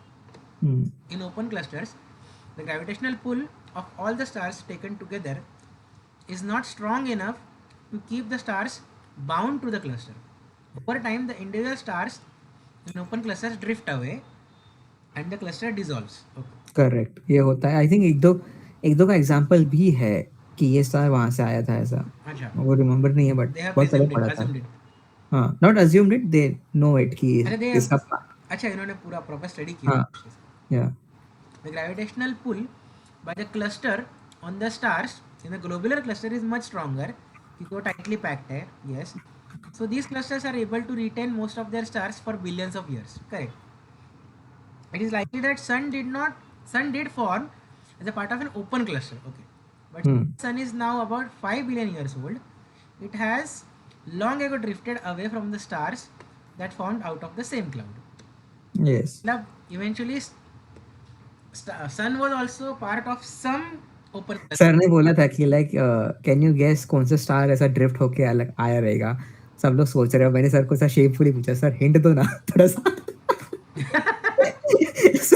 Sir भी हंसने लगे, बोलते sir ने कुछ hint नहीं दिया था. बोला I can say नहीं, Alpha Centauri भी फिर वैसे ही बना होगा. क्या पता. हाँ? नहीं, alpha and Centauri is double ना, तो उसका आसपास का surrounding star is also same cloud वाला रहेगा ना, तो it is not properly drifted yet. तो सन के केस में कैसा है, इट इज लोनली ना हाँ उस स्टाइल में. ठीक है, दैट डजंट मैटर. अगर प्रोटोस्टार जब अगर प्रॉपर दो I mean if you remember sir वाला एक लेक्चर था अपना, उसमें मैंने सर को पूछा था कि बाइनरी स्टार सिस्टम कैसे फॉर्म होता है. सो व्हाट ही सेड कि ऐसा जब सिचुएशन होता है कि एग्जैक्टली सिमिलर साइज के दो क्या बोलते हैं दो क्लम्स बनेंगे बेसिकली, या दो व्हाटएवर कोर्स बनेंगे.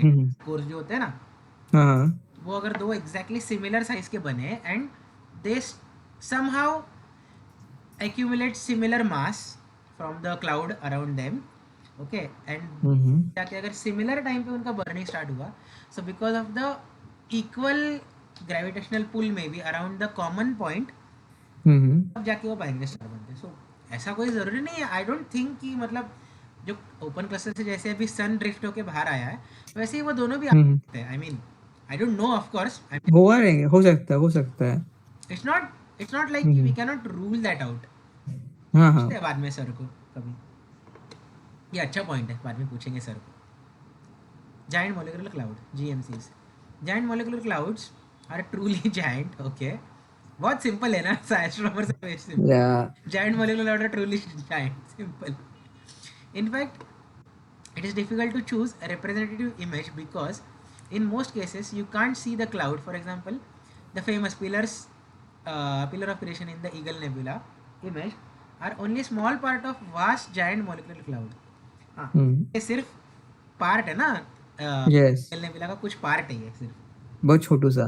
हाँ, GMCs can contain gas with a mass as much as several million times the mass of the sun. So a single cloud in the ISM can perhaps create thousands and millions of stars. Okay. Dark clouds absorb and scatter light. As a consequences, they are quite cold. Like 10 raised to K temperature. Temperature है ना ये? Sorry, Yes, yes, yeah. sorry, not 10 raised to something. 10 Kelvin being accepted as a typical value for their average temperature. Their internal density is quite high compared to typical values for interstellar space. Okay. Density high है तभी तो वो dense है ना, मतलब dark है तभी तो, और वो स्कैटर कर रहा है. हाँ. नहीं, वो डेंसिटी ज्यादा है बट और वो स्कैटर कुछ नहीं कर रहे, ब्लॉक कर रहे, इसलिए हाँ डार्क है मतलब ना. स्कैटर वापस पीछे कर रहे हैं, दे आर ब्लॉकिंग फॉर हाँ, blocking it. Yes. Our point of अब. View, hmm. They are not allowing the light to come through. Hmm. ये है ना पिलर ऑफ क्रिएशन, या. ये रहा. ईगल नेबुला कितना बड़ा है मुझे खुद पता नहीं है अभी तक, मतलब नॉट एग्जैक्टली पूरा याद नहीं है मेरे को उसका आउटलाइन. जरा देखते हैं.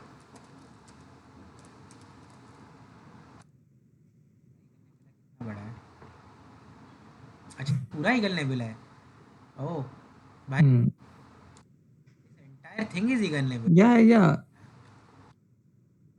ईगल नेबुला का फिर छोटा सा ये पार्ट ही इतना सा है बस. Hmm. See a lot of thing is, हम जब दूर से देख रहे हैं तो हमको छोटे ही दिखेंगे ना. Yes yes. जब ओनली व्हेन यू मैग्नीफाइड तब तुमको लाइक वो साइज डिफरेंस कितना ज्यादा था. हाँ correct. Interstellar medium and nebula. When you observe the night sky, you see the stars as pinpoint of light against the black background. ठीक है. You have also probably been told that outer space is a vacuum. That is that other than stars and planets, it is very empty. Yes, it is true that space is so empty that it is more perfect vacuum than we can create in the laboratory on Earth. ये तो है. Space is not completely empty. Here are some images that show some obvious example of regions in the space that contain some material between the stars. ये यहाँ पे ये Horsehead, या. Trifid and ये हाँ, ये सर, ये एक्चुअली बीच में इतना एम्प्टी है, ऐसा है कि इतना हाँ बीच में ग्रेट डार्क अट्रैक्टर क्लाउड है. करके एक जगह है वो शायद कुछ. हाँ. बट यहाँ पे भी कुछ गैलेक्सीज है. Not Galaxy, it is blocking everything. देखो, पढ़ो ना, पढ़ो. हाँ, you see different region of the space that are either filled with what appears to be glowing gas or dark region that are obscuring the stars behind them. Okay, all of these objects are called nebulae, a word which is Latin for cloud. Okay, taken as a whole, the gas and dust that fills the space between stars is called an interstellar medium. If you look at the images, you will notice clouds that glow an almost uniform bright red. किधर है ये वाले? Medium middle image I guess. पीछे red है पूरा. Middle वाली image. अच्छा ये. हाँ. अच्छा, dark cloud that appears to block all or most of the lights of stars or bright clouds behind them. ये ओके. Clouds that ठीक. glow a blue color very similar to the blue of our sky. ये हम्म. ये वाले image का ही शायद ये कर रहा है सर. ये तीनों के लिए आई गेस वो, बट फर्स्ट वाले में वो की ना, clouds that glow at, no, ये वाला पार्ट होगा. पता नहीं, क्योंकि बीच का जो पार्ट है ना कि इतना डेंस है बीच का, वो फर्स्ट इमेज का जो मिडल का. ये वाला हाँ हाँ. यस, ऐसा है कि उसके एजेस पे देखो ना थोड़ा दिखने लगता है, बट हाँ. बाद में इट इज स्टिल डार्क ऐसा. भाई have you been to Hyderabad?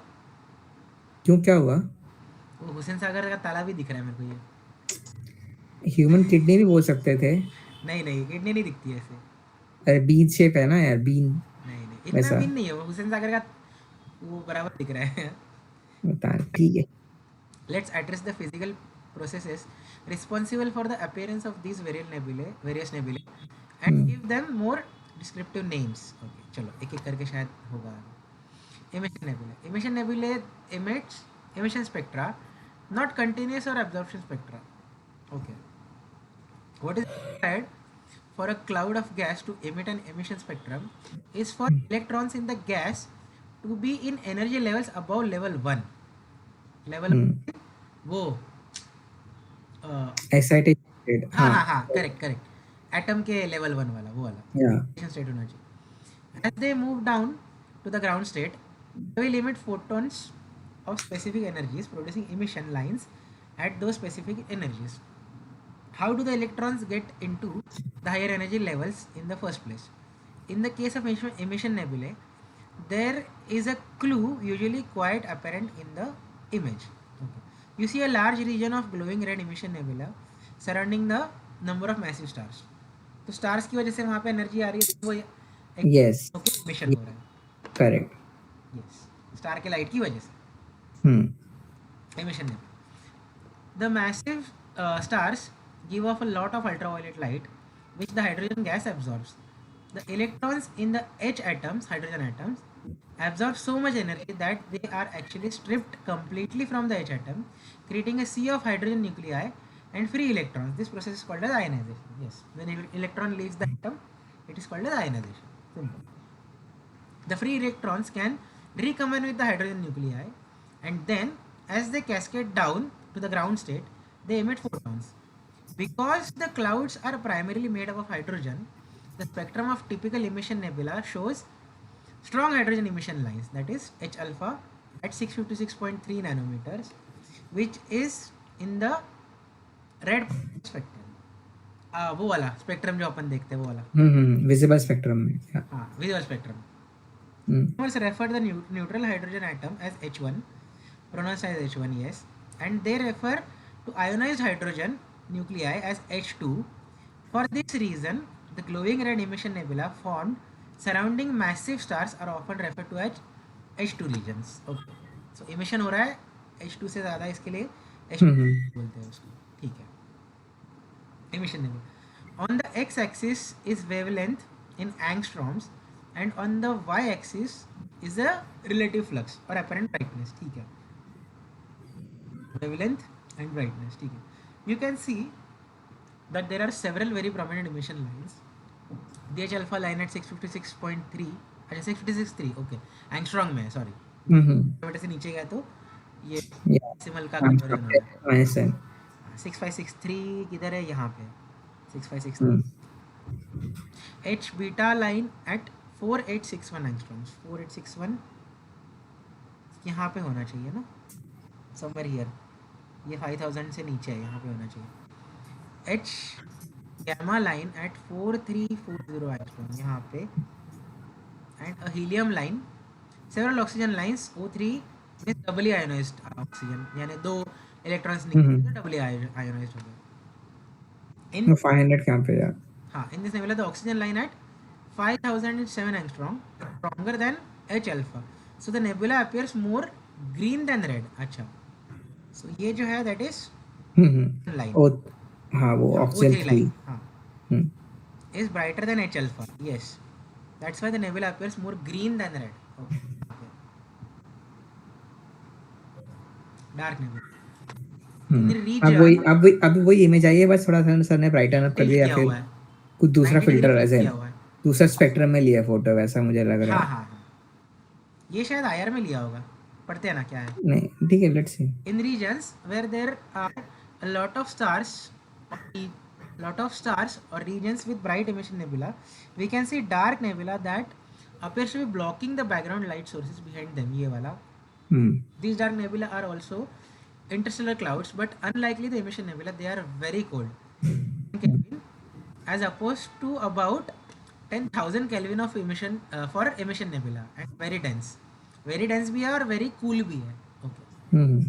These clouds are called molecular clouds because the conditions in them are just right for the creation of molecular hydrogen. Another constituent of these dark clouds is interstellar dust.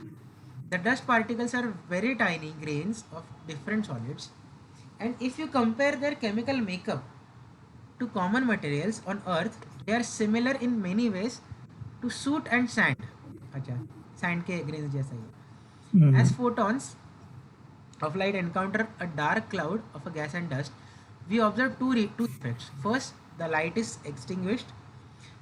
That is, the background light sources appears dimmer than if there was no intervening cloud. This effect is referred to as interstellar extinction. जो light block हुआ interstellar extinction है. Okay. Second effect is referred to as interstellar reddening. Okay. Not the redshift. Okay. IR में नहीं है interstellar reddening. Yeah. As the name suggests, the light from background source will appear redder than if it had not passing through the cloud. As photons of light pass through the cloud, they get scattered from their original paths. Blue light scatters more than red light. So less blue light and more red light. Basically the background star जैसा has कि अपना red moon देखते हैं ना Eclipse के time, हाँ वैसा वही है. रिफ्रैक्शन वगैरह जैसा scattering. Scattering, makes it through the cloud. Red light makes it through the cloud and blue light नहीं आती है इतना prominently. बराबर. You will see that all the stars visible near the edge of the cloud looks red or orange, while those just outside the boundaries of the cloud look blue or white, which is caused by reddening effect. Okay. ये हल्के reddish और orange है और दूर जो है वो bluish है और white. Due to wavelength dependence of scattering by dust, most of the infrared light will actually pass through the cloud. In the infrared image, you can see the reddening, but you can also see right through the cloud. Okay, so ये infrared ये है. Yes. Okay, good. More complex नहीं. फिर से आ गया वही. हाँ, same आ गया ना. हाँ, but यहाँ पे कुछ यहाँ पे लिखा हुआ अलग है. Dark pillars are part of the edge of the molecular cloud. Okay. Some nearby very bright stars are illuminating these pillars of gases, and their intense radiation is causing the outer layer of the molecular cloud to evaporate. This process is called as photoevaporation. Okay. The process of photoevaporation is revealing the densest knots in the pillars that are newly formed, baby stars. अच्छा, जो new stars वो reveal हो रहा है because of the photoevaporation. In fact, we see that all of the youngest stars in the sky live in region with a lot of interstellar matter. It seems clear that there must be a connection between the stars and the interstellar gas. By observing these regions in many wavelengths of light, astronomers have found that new stars are formed out of the gas and dust in these clouds. The process is not completely understood, but in the following section we will discuss how stars form. Okay, so basically photoevaporation की वजह से ये cloud thin हो रहा है और इसकी वजह से new stars हमें दिख रहा है. This is what it is, right? Photoevaporation. Not evaporation, I would say कि like वो उनको एनर्जी मिल रही है and their clouds are still moving, वैसा कुछ है. हाँ, वैसा मतलब not they are not getting what do you say, diminish नहीं हो रहा, मतलब खत्म नहीं हो रहा. But honestly, जहाँ तक मेरे को याद है कि these structures has been destroyed because nearby stars went supernova or something like that. हाँ, तो मतलब वो सुपरनोवा की वजह से वो स्प्रेड आउट हो गया. हो चुके हैं, but like इस फोटो में नहीं, because the light from the supernova has entered, but the shock waves are slow ना. हाँ. तो we will have some time to see this. But again, that is just okay with the जो observation था वो सही था कि नहीं, कंफर्म नहीं है प्रॉपरली. बराबर, चलेगा. भाई हम लोग मिडल भी है स्लाइड के 40. हाँ ना, नहीं आगे तो फोटो है शायद ज्यादा. ठीक है, देखते हैं, चलो खत्म ही करते हैं कैसे भी. जीन्स मास तो पता रहेगा राइट कि it is a mass limit जिससे अगर उसके बिलो है तो क्लाउड आपका स्टार नहीं बना पाएगा. ओके, थ्रेशोल्ड लिमिट है जहाँ थ्रेशोल्ड लिमिट है. यस, एक्चुअली सर ने बोला था कि ना, सर ने क्या बोला था कि सी अभी जो ऊपर का क्लाउड था ना आपका ये वाला, व्हाई नॉट यहाँ पे स्टार्स क्यों नहीं बन रहे हैं. वी नो कि मॉलिक्यूलर क्लाउड से स्टार बनेगा, बट सर ने ऐसा बोला, टेक वन एग्जांपल, अर्थ के एटमॉस्फेयर में क्लाउड्स हैं, वहाँ पे स्टार क्यों नहीं बन रहे क्या, they are not forming it. तो ऐसा बोला था कि लाइक उसके लिए मैथमेटिकली आप प्रूव इजी कर सकते हो बिकॉज बराबर फोर्स इक्वल टू Gmm/r²। आपका ग्रेविटेशनल कांस्टेंट इतना बड़ा है, हाँ वैल्यू लेके आता है, और क्लाउड्स के पास इतना मास नहीं है, हाँ इतना तो डेंस फॉर्म कैंसिल में आउट हो नहीं हो जाता है। पाएगा वो। हाँ, और यहाँ पे आता है एक्चुअली जीन्स मास, फिर मैंने बताया कि चलिए लाइक देखते हैं। If you consider a spherical cloud of gas, you can write out the mathematical relationship for the force of gravity pulling the cloud together हाँ and the radiation pressure of the gas in the cloud resisting the inward pull of gravity. Okay.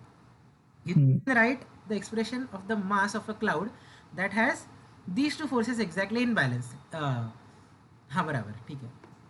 This quantity is usually referred to as a Jeans mass. Okay.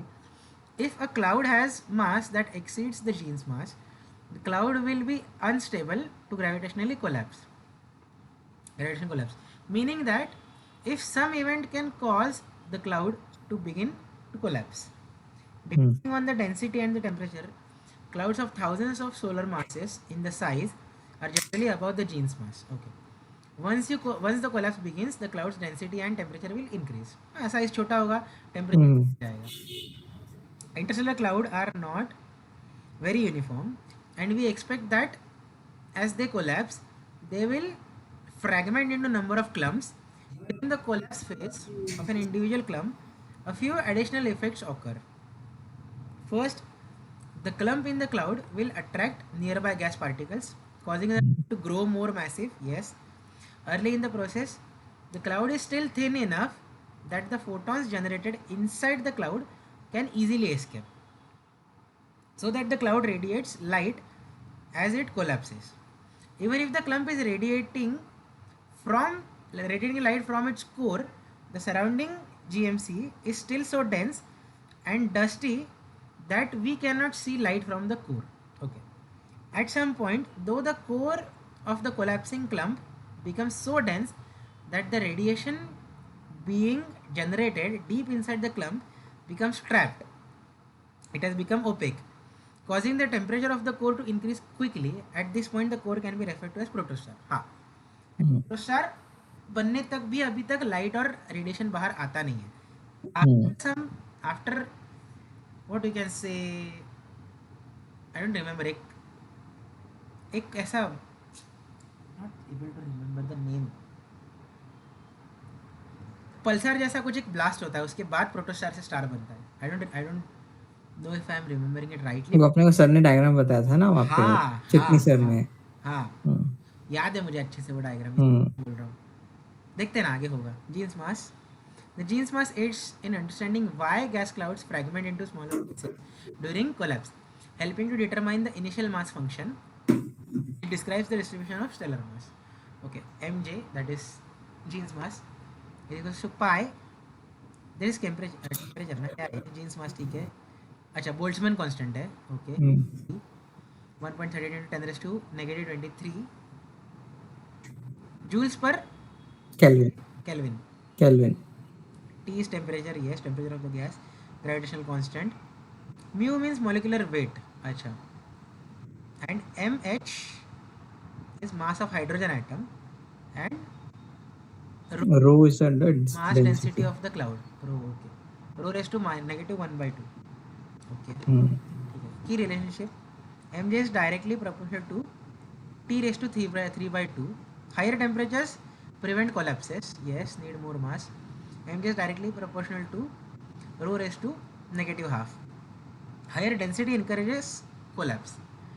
हाँ, ज़्यादा dense होगा तो फिर वो accumulation होते जाएगा and collapse. Basically high temperature है तो सारे पार्टिकल्स बुस बुस बुस करके भाग जाएंगे हर तरफ, हाँ, स्कैटर हो जाएंगे ज़्यादा, हाँ इसीलिए. हाँ बराबर. ग्रेविटी वर्सेस इसे थर्मल. एक्चुअली हम लोग ऐसे देखते हैं प्रोटोस्टार, एज इन कि उस छोटे से इसमें आसपास देखो ना डिस्क बन रही है. नहीं वो नहीं, वो बीच में ये दिस वन. हाँ हाँ, ये और इसके बाजू में डिस्क बन रही है. ओके, डिस्क बन चुकी है पूरा डार्क जो है ना, और नीचे अंदर सेंटर में प्रोटोस्टार की light. Circumstellar disk. Yes yes. Typical. अच्छा, gravity versus thermal pressure versus centripetal force. Typical interstellar cloud is of order 10 raised to 14 kilometers, or roughly 10,000 times larger than the size of the solar system. A cloud fragment which forms one or a few protostars is of order of 10 raised to 12 kilometer, or roughly 100 times larger than the size of our solar system. By the time the core of the fragment has become a protostar, its size will be approximately 10 raised to 10 kilometers and its temperature of order 10,000 Kelvin. Okay. The temperature in the core of the protostar is hot enough that the thermal pressure becomes strong enough to slow the collapse. यानी वहाँ से अभी radiation चालू होने वाला है क्योंकि collapse नहीं हो रहा है और it is about to oppose the thermal pressure. The continued contraction of a protostar converts gravitational potential energy into thermal energy, causing the object to radiate as much light as 1000 times of the sun.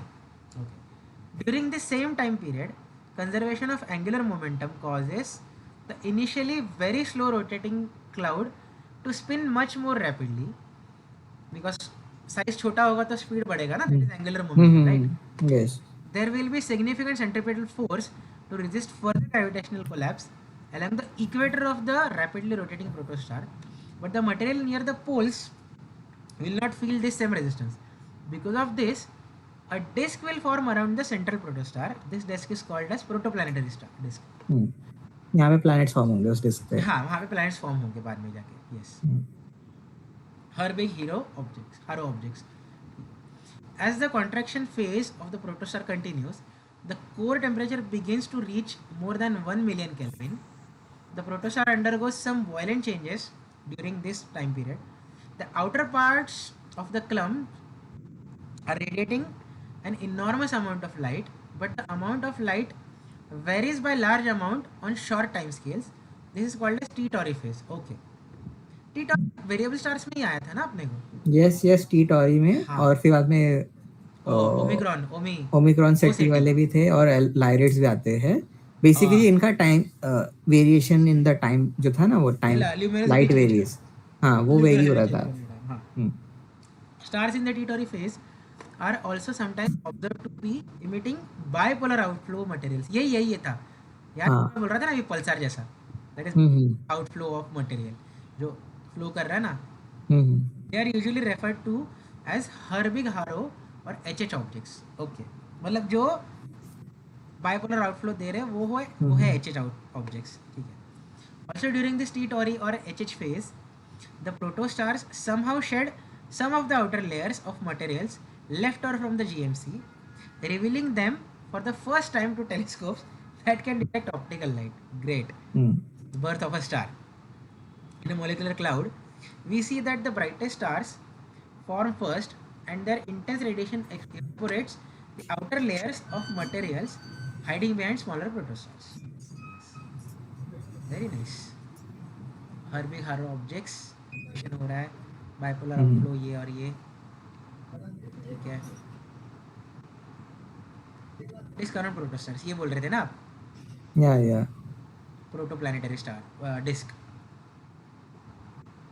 Dust ring around a young star. Oh wow, it's a very nice image. Formation of a star. Okay, 5000 AU. ये cloud है ना? हाँ, cloud है, molecular cloud. Protostar बना सब, हाँ सब collapse हो रहा है. सेकंड डी में, सी में आपका डिस्क बन गई है, वो स्पिन हो रहा है और मैट्स ऊपर एंड बॉटम से कर रहा है एंड 100 का ये बन गया. Main sequence. The main sequence is the location in the HR diagram for stars in the first phase of their evolution when they are fusing hydrogen into their core.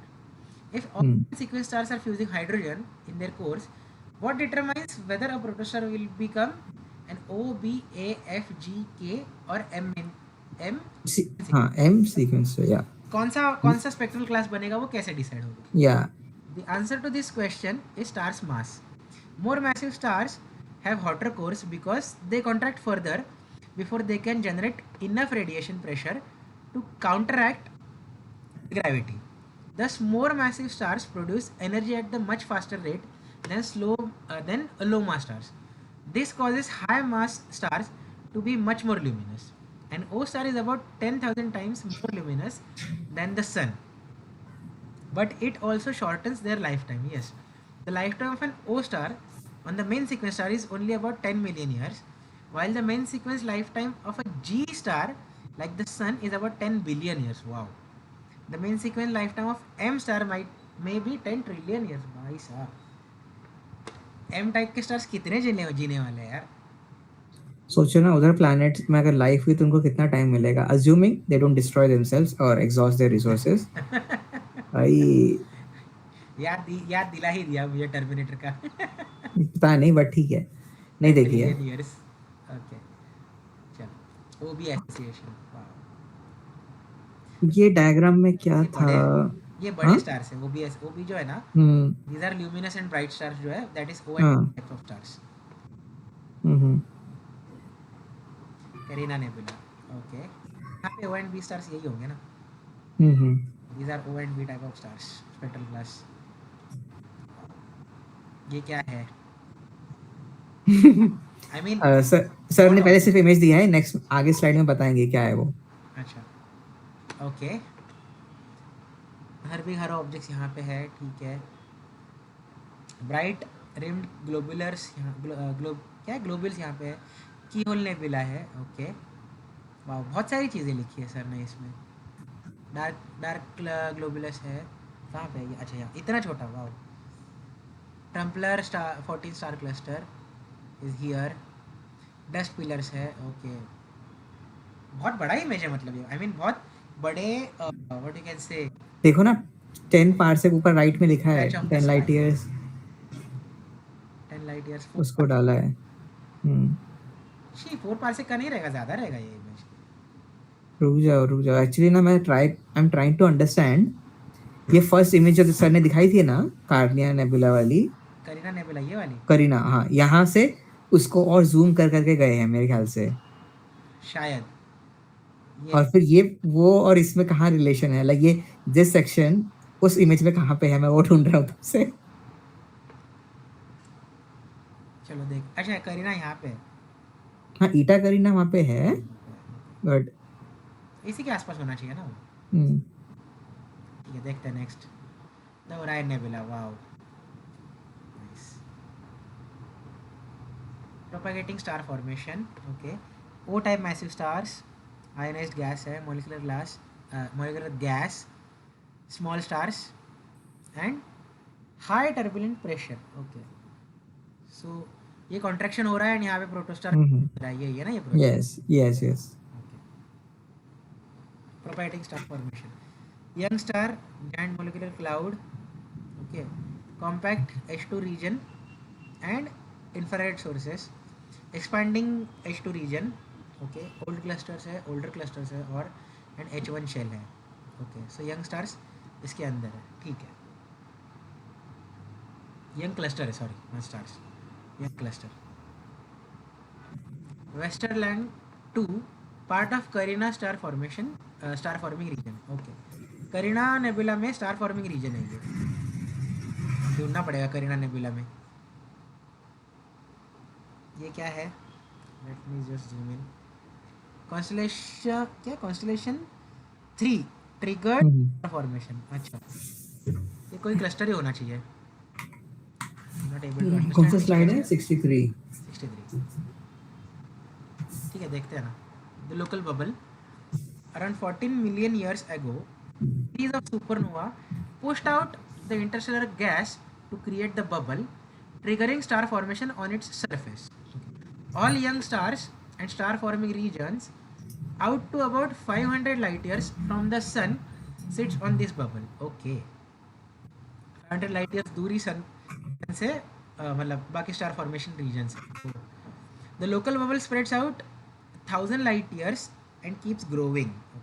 Scientists believe that the series of explosive events create a perfect condition that lead to star formation taking place in the solar neighborhood. हाँ, मतलब explosions होंगे तभी तो उसका accumulation होना चालू होगा and वहाँ पे फिर धीरे धीरे प्रोटोस्टार एंड ऑल वो सब चीज़ें बनेंगी. करेक्ट. अरे सेम इन्फॉर्मेशन क्यों डाला है वापस से? सिर्फ इमेज अलग है. This is the same information. ठीक है. इमेज क्या है? एक ही तो स्लाइड है भाई, आप में दो कैसे आ गया? 64 और 65 देखो. हाँ हाँ हाँ या एक्चुअली उसको आई थिंक सर ने जूम करके वो एज पे दिखाया कि वहाँ पे क्या हो रहा है। रुको देखते हैं। वो बबल के एज पे सब बन रहा है राइट। हाँ, तो स्मूथ वो स्प्लिट हो रहा है, परसियस टॉरस हो रहा है। Okay, year 135 family. हाँ, मतलब एज बबल, लोकल हम्म बबल के एज पे बन रहे हैं स्टार। हम्म वर्लपुल गैलेक्सी, वाओ। M51 है ना ये? Whirlpool M51 I think so. एक मिनट लेट मी चेक। 51 ही है। हाँ 51 है 51 यस। वो उधर है, इसके ऊपर ना अल्केड के अल्काइल के ऊपर। ऊपर। हाँ, summary of star clusters, OB association 100 to 1000। ये क्या है? प्रोबेबली नंबर ऑफ स्टार्स की क्या की एज नहीं number of star N star लिखा है ना। हाँ, number of stars. Okay, 100 to hmm 1000 OB association में आते हैं। मतलब O and B type of stars 100 to 1000 हो सकते हैं। Hmm okay, embedded clusters. Okay, ई ये क्या लिखा है? 10 to अच्छा, 4 से 10 रेस 10 टू to 4, हाँ 6 10 raise to 6। Okay, open clusters में 10 raise to 4 to 10 raise to 5 है, ठीक है। ग्लोबुलर में 10 रेस टू 5 to 7 है। एंड न्यूक्लियर क्लस्टर्स में 10 रेस टू 6 to 8 है। ओके, ओपन क्लस्टर्स कहाँ पे है? न्यूक्लियर क्लस्टर्स कहाँ पे है?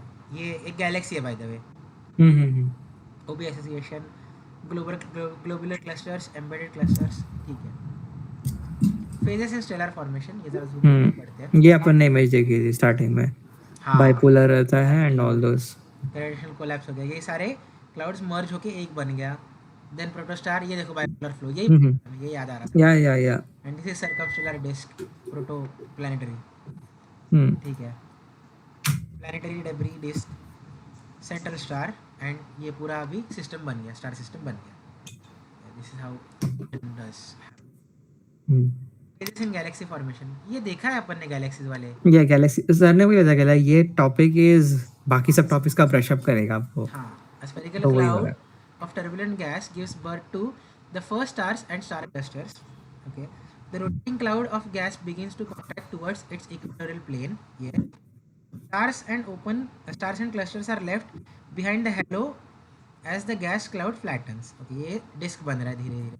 New generation stars have flatter distribution around along the disk. The disk of the galaxy is now very thin, and galaxy actually bubble होता है. हम्म Hubble Deep Field.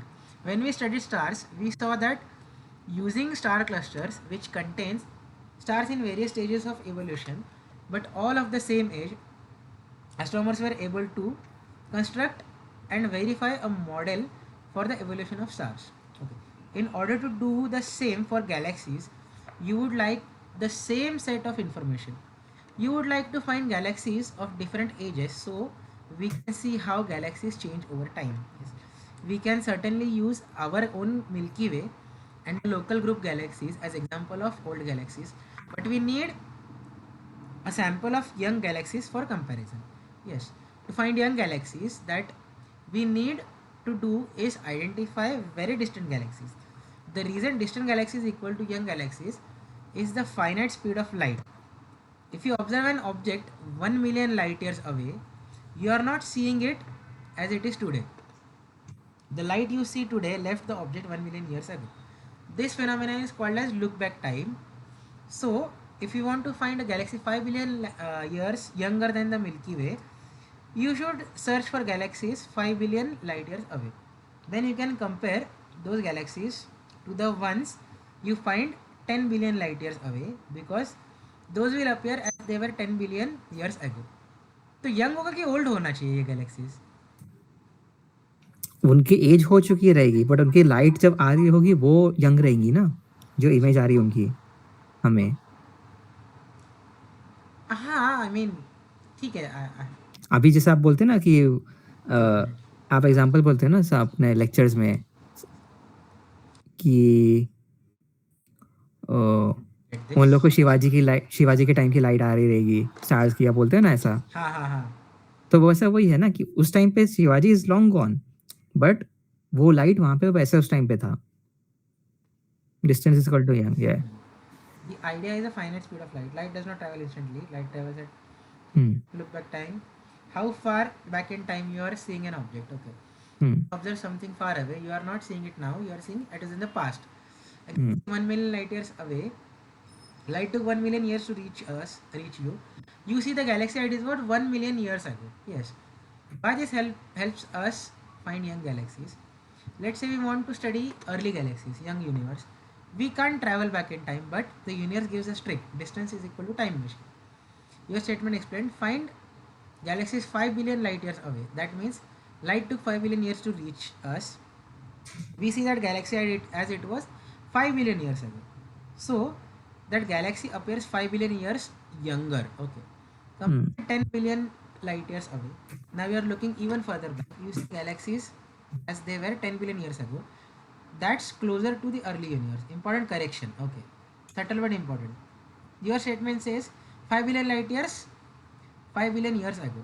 This is approximately true, but in real cosmology, the universe is expanding. Distance and time are not exactly. हाँ ठीक है ये जानने दो बाद में देखेंगे. The real world uses astronomers use telescopes like Hubble or JWST. These can see very distant galaxies, which means they see very early universe. Why early galaxies look different? When we look far away, early time, galaxies are smaller, more irregular, forming stars rapidly. Compared to nearby galaxies like Milky Way, more structured and more. Okay. So this is the reason. ठीक है. Distance time, light Hmm. travel time, looking into the past. So farther galaxy, earlier stage of the universe, younger galaxy. Yes.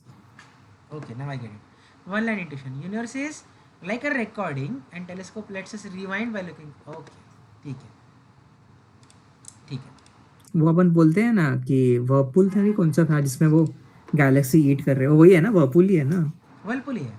हाँ तो Whirlpool में already it could भी कि वो दो galaxies mix हो चुकी होंगी अभी हाँ लेकिन बट हमें दिख रहा हमको है दिख रही है अभी भी कि वो मिक्स हो रही मिक्स है हो रही ऐसा है. यस. तो वही था लाइक हम पास्ट में देख रहे होंगे Hubble diffil. Look back time is crucial to the study of galaxy formation and evolution. We can directly observe how galaxies appeared when they were forming. If we can find galaxies at very large look back times. Okay. In recent years, astronomers have been using the technique of observing deep fields to pursue the most distant galaxies in the universe. We think that galaxies were formed from the bottom up. Okay. Huh. When galaxies were young, they looked very irregular. Galaxies with spiral arms, like the Milky Way, did not appear until about 10 billion years ago. Irregular shaped sub galaxies appear to have collided and merged, leading to the formation of a large spiral and barred spiral galaxies that we see today. तो पहले के galaxies भी irregular थे जैसे उल्टे सुल्टे shape के. या The star formation rates in these sub-galaxies were much higher. Observation suggests that the peak of star formation occurred about 8 billion years ago. Okay. Below is an image of several very distant and therefore very young galaxies observed in the Hubble Ultra Deep Field. Compare these to the image of nearby galaxies that you have seen previously. भाई ये galaxies का ये image से study करना it is but इसको zoom करके भी क्या मिलने वाला है. How do they do it is unbelievably dangerous. Evolution of galaxies by comparing local galaxies to distant galaxies and supplementing these observations with numerical simulations to the early universe. Astronomers believe that galaxies form in roughly the following way. Okay, the first objects are sub-galaxy sized Pisces pieces लिखना होगा क्या पता pieces Pisces है वो. चलो ठीक है. Several of these pieces coalesce to form the larger mass object. The gas in the larger galaxy can collapse, increasing the rotation speed of the galaxy. Again, angular momentum. Stars will rapidly form inside the disk, and their orbits will sort into the familiar spiral. Disk galaxies will continue to evolve by the various interaction processes we saw previously, and major mergers will create elliptical galaxies. Okay, the AGN phase appears to be a short phase in the overall lifetime of a galaxy, and it occurs when the SMBH in the core of a galaxy has enough fuel to power the enormous luminosities these objects emit. again using look back time, we see that quasars are most numerous about 10 billion years ago. So the quasar phase appears to be an early phase that perhaps most galaxies went through before settling down as normal galaxies. ये थोड़ा सा dangerous and deeply technical ज़्यादा है ये topic. Local cluster of galaxies. Okay, ये image पहले महीने कहीं तो देखा है. That is just the structure of like nearby galaxies का हमारे map है. लोकल क्लस्टर का हाँ, local galaxy. क्लस्टर है शायद. हाँ. ये नहीं, गैलेक्सी वर्गो सुपर वर्गो क्लस्टर की ना, लोकल वर्गो. ग्रुप पहले. ओके, वर्गो मेरे को वो सुपर पता नहीं क्लस्टर ठीक से. हाँ. It turns out that the Milky Way galaxy is a member of small हाँ, लोकल ग्रुप है ये. as local group. It is spread over about 3 million light years and contain more than 54 members. There are 3 large spiral galaxies, our own Andromeda and M33. ये triangular में. Intermediate elliptical and many dwarf elliptical and irregular galaxies. ठीक है. ये galaxies वाले इसमें है PPT में. Other galaxy clusters. Small galaxy groups like ours are hard to notice at larger distances. However, there are much more substantial groups called galaxy clusters that are easier to spot even many millions of light years away. A different Virgo cluster, Leo 1 M66 group.